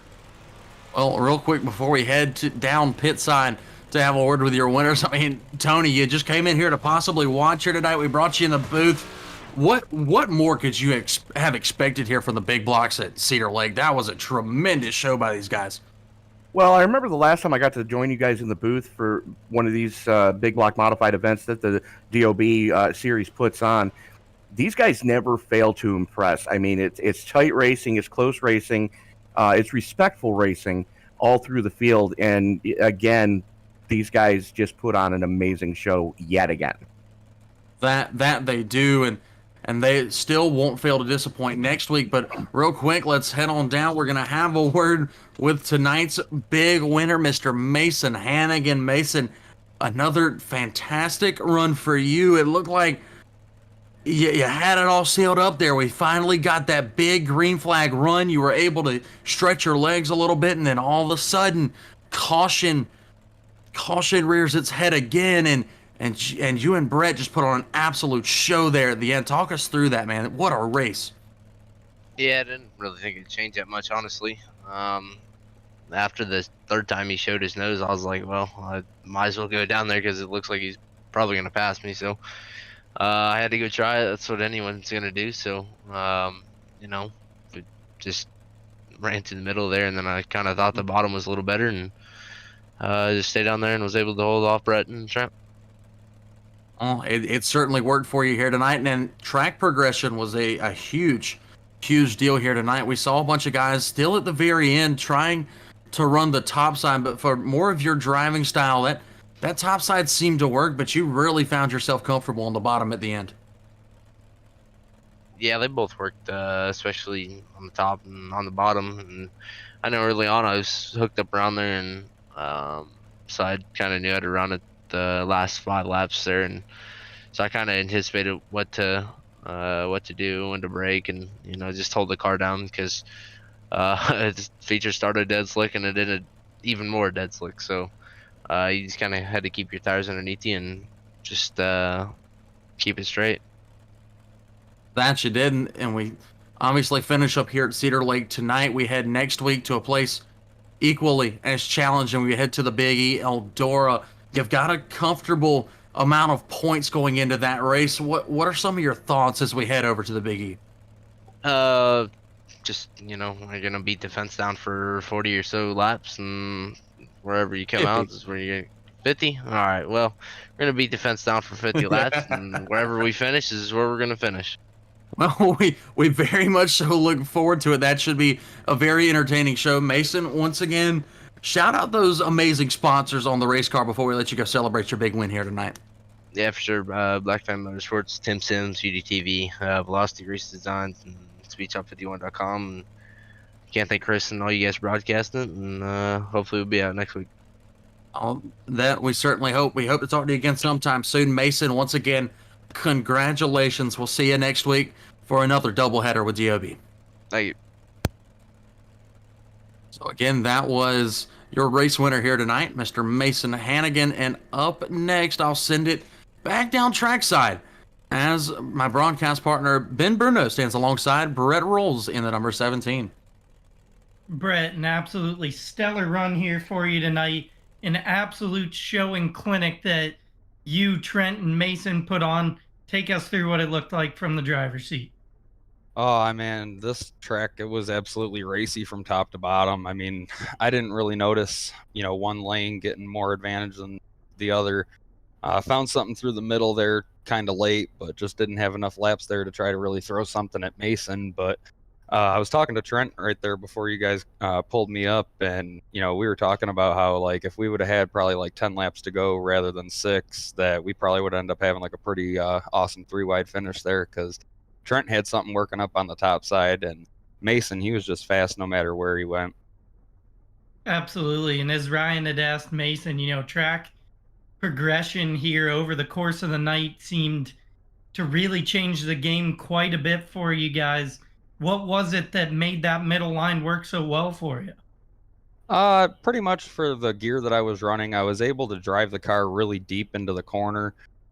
Just, burp the throttle a little bit, let it roll through the middle of the corner, and then just, slowly ease back into the throttle coming out. And there was like a little bit of grip coming out of 2 and coming out of 4 that I'd be able to grab onto there and just kind of like ride out the tacky momentum coming off the corner. Other than that, I mean, it's a fine line running up there on the top side when it gets really slick, especially with how thin these cushions get. And me, I I can't get lucky with a redraw. I'm not about to put my luck in a cushion, especially here where it's easy to just put yourself outside the ballpark. So again, it seems like, whether it's the 410 sprint cars or the big block modified series, patience is going to be key in making that car last for all the 50 laps in this scenario from Cedar Lake. As you see Trent gaining ever so slightly on the top, did you ever think about having to move up to kind of stall him out, or was it all just sticking to what was tried and true and trying to get around Mason on the bottom? We had went up to the top side earlier on in the feature there when we were running third behind Andrew, and just didn't really seem to have the bite up top that I wanted to be able to get the car to rotate better off the throttle. So pretty much we were just going to live or die by the middle to bottom of the night and just pretty much, let the sticks fall where they may. I really wasn't expecting to get to second, let alone have a pretty good shot at running with Mason there at the end. Looking forward to next week, we move into the Big E. So a little bit of a change here from the smaller bull ring, I would call, of Cedar Lake over to Eldora. How do you continue to build on that momentum with a podium finish here tonight? Well, to be honest, Eldora is one of my favorite tracks. I don't know what it is, but I'm able to get different lanes than everybody else can hooked up there. So I'm hoping to be able to, back-to-back momentums, hopefully even park it in victory lane. Just, trying to catch back up in the points and stay consistent. But yeah, Cedar Lake and Eldora, that's two completely different evils. I don't think we'll see Eldora get nearly as slick as we saw Cedar Lake get here tonight. But Eldora, once it gets slicked off, it's going to be a pretty good track for these guys. Absolutely, and we're definitely looking forward to being able to watch that one next week. But for tonight, before we let you go, who do you got to thank for getting you up here on the podium and talking with us here in the booth? First and foremost, I got to thank Chris for letting me in the league. I told him the other night that this is, in my opinion, one of the better leagues on iRacing with the way that it's ran. The competition is, without a doubt, probably the best. You got guys like Mason Hannigan, Mike Keegan. Those guys are fast no matter what cars you put them in or where they go. I got to thank my team, Extreme Modified Racing. Also, I got to thank my buddy Andrew Smith up in Lockport, New York with Full Throttle Outdoors. Go check out his videos on YouTube and Facebook. He kind of gives you like an in-depth look behind his life with dirt racing. He just moved up into the 358 modifieds as well. He runs the 602 Sportsman. So if you guys are looking for some time killing to do on a late night or whatever, go check him out on YouTube. Other than that, I got to thank you guys for putting on the broadcast and everybody watching at home. Brett, thank you very much for taking the time to talk with us. Congratulations to you on the second place finish, and look forward to, I guess what I would say is a promising outlook for you here moving into Eldora. Thanks, guys. You have a good one. And Brent, Sam and I'll see you in Oswego. Unfortunately, I don't think I'll be able to make Oswego this year for Dirt Week. With General Motors being laid off, it's going to be kind of tough. I don't know if we're going to make it. Well, if you make it, we'll see you there. If not, we'll see you on the track. Oh, we're definitely hoping to make it. All right. Well, that is, again, Brett Rolls, your second place finisher here tonight. And I'll once again send it back down trackside where Mr. Tony Trapasso should be standing alongside of tonight's hoodless wonder, Mr. Trent Gossley, finishing third. Trent Gosley, you got into an incident earlier and completely knocked the nose piece off of this car. How difficult was this car to initiate the turns once you lost all that downforce generating bodywork? To be honest, after the wreck, I think it actually probably handled better, being a little tighter than what it was beforehand. So, but it really came on at the end, which is I was just lucky, I suppose. Old mate getting sideways in front of me, just to get through it and be able to continue on. Well, I mean, you put on one hell of a show trying to, really make the moves happen towards the closing there. We saw you and Brett just throw haymakers at each other through the mid part of the race. How much fun was that trying to work the top side like you were? Yeah, it's a heap of fun, and Brett's always been a clean racer, and that was just, it's just good fun. It was just a shame we both didn't get more laps at Mason at the end, but he drove a great race, so they both did, and it was just good fun the whole time. Now, coming into the closing piece of this one, you were under heavy pressure from Eric Tupper in the 115. When you saw him go to the low side, was there any thought in your mind to try to go low and cut him off? No, I felt comfortable up high that I could hold him off up there, and I just knew that if I got a decent momentum up, I would have gotten up to Brett, which we did. So, I just stayed where I was comfortable. Fair enough. Well, we go from the 3/8 mile of Cedar Lake to the half mile that is Eldora. Your thoughts going into Rosewood, Ohio next week? Yeah, it's always good fun, wide track to race at, and completely different again, so that'll be good fun.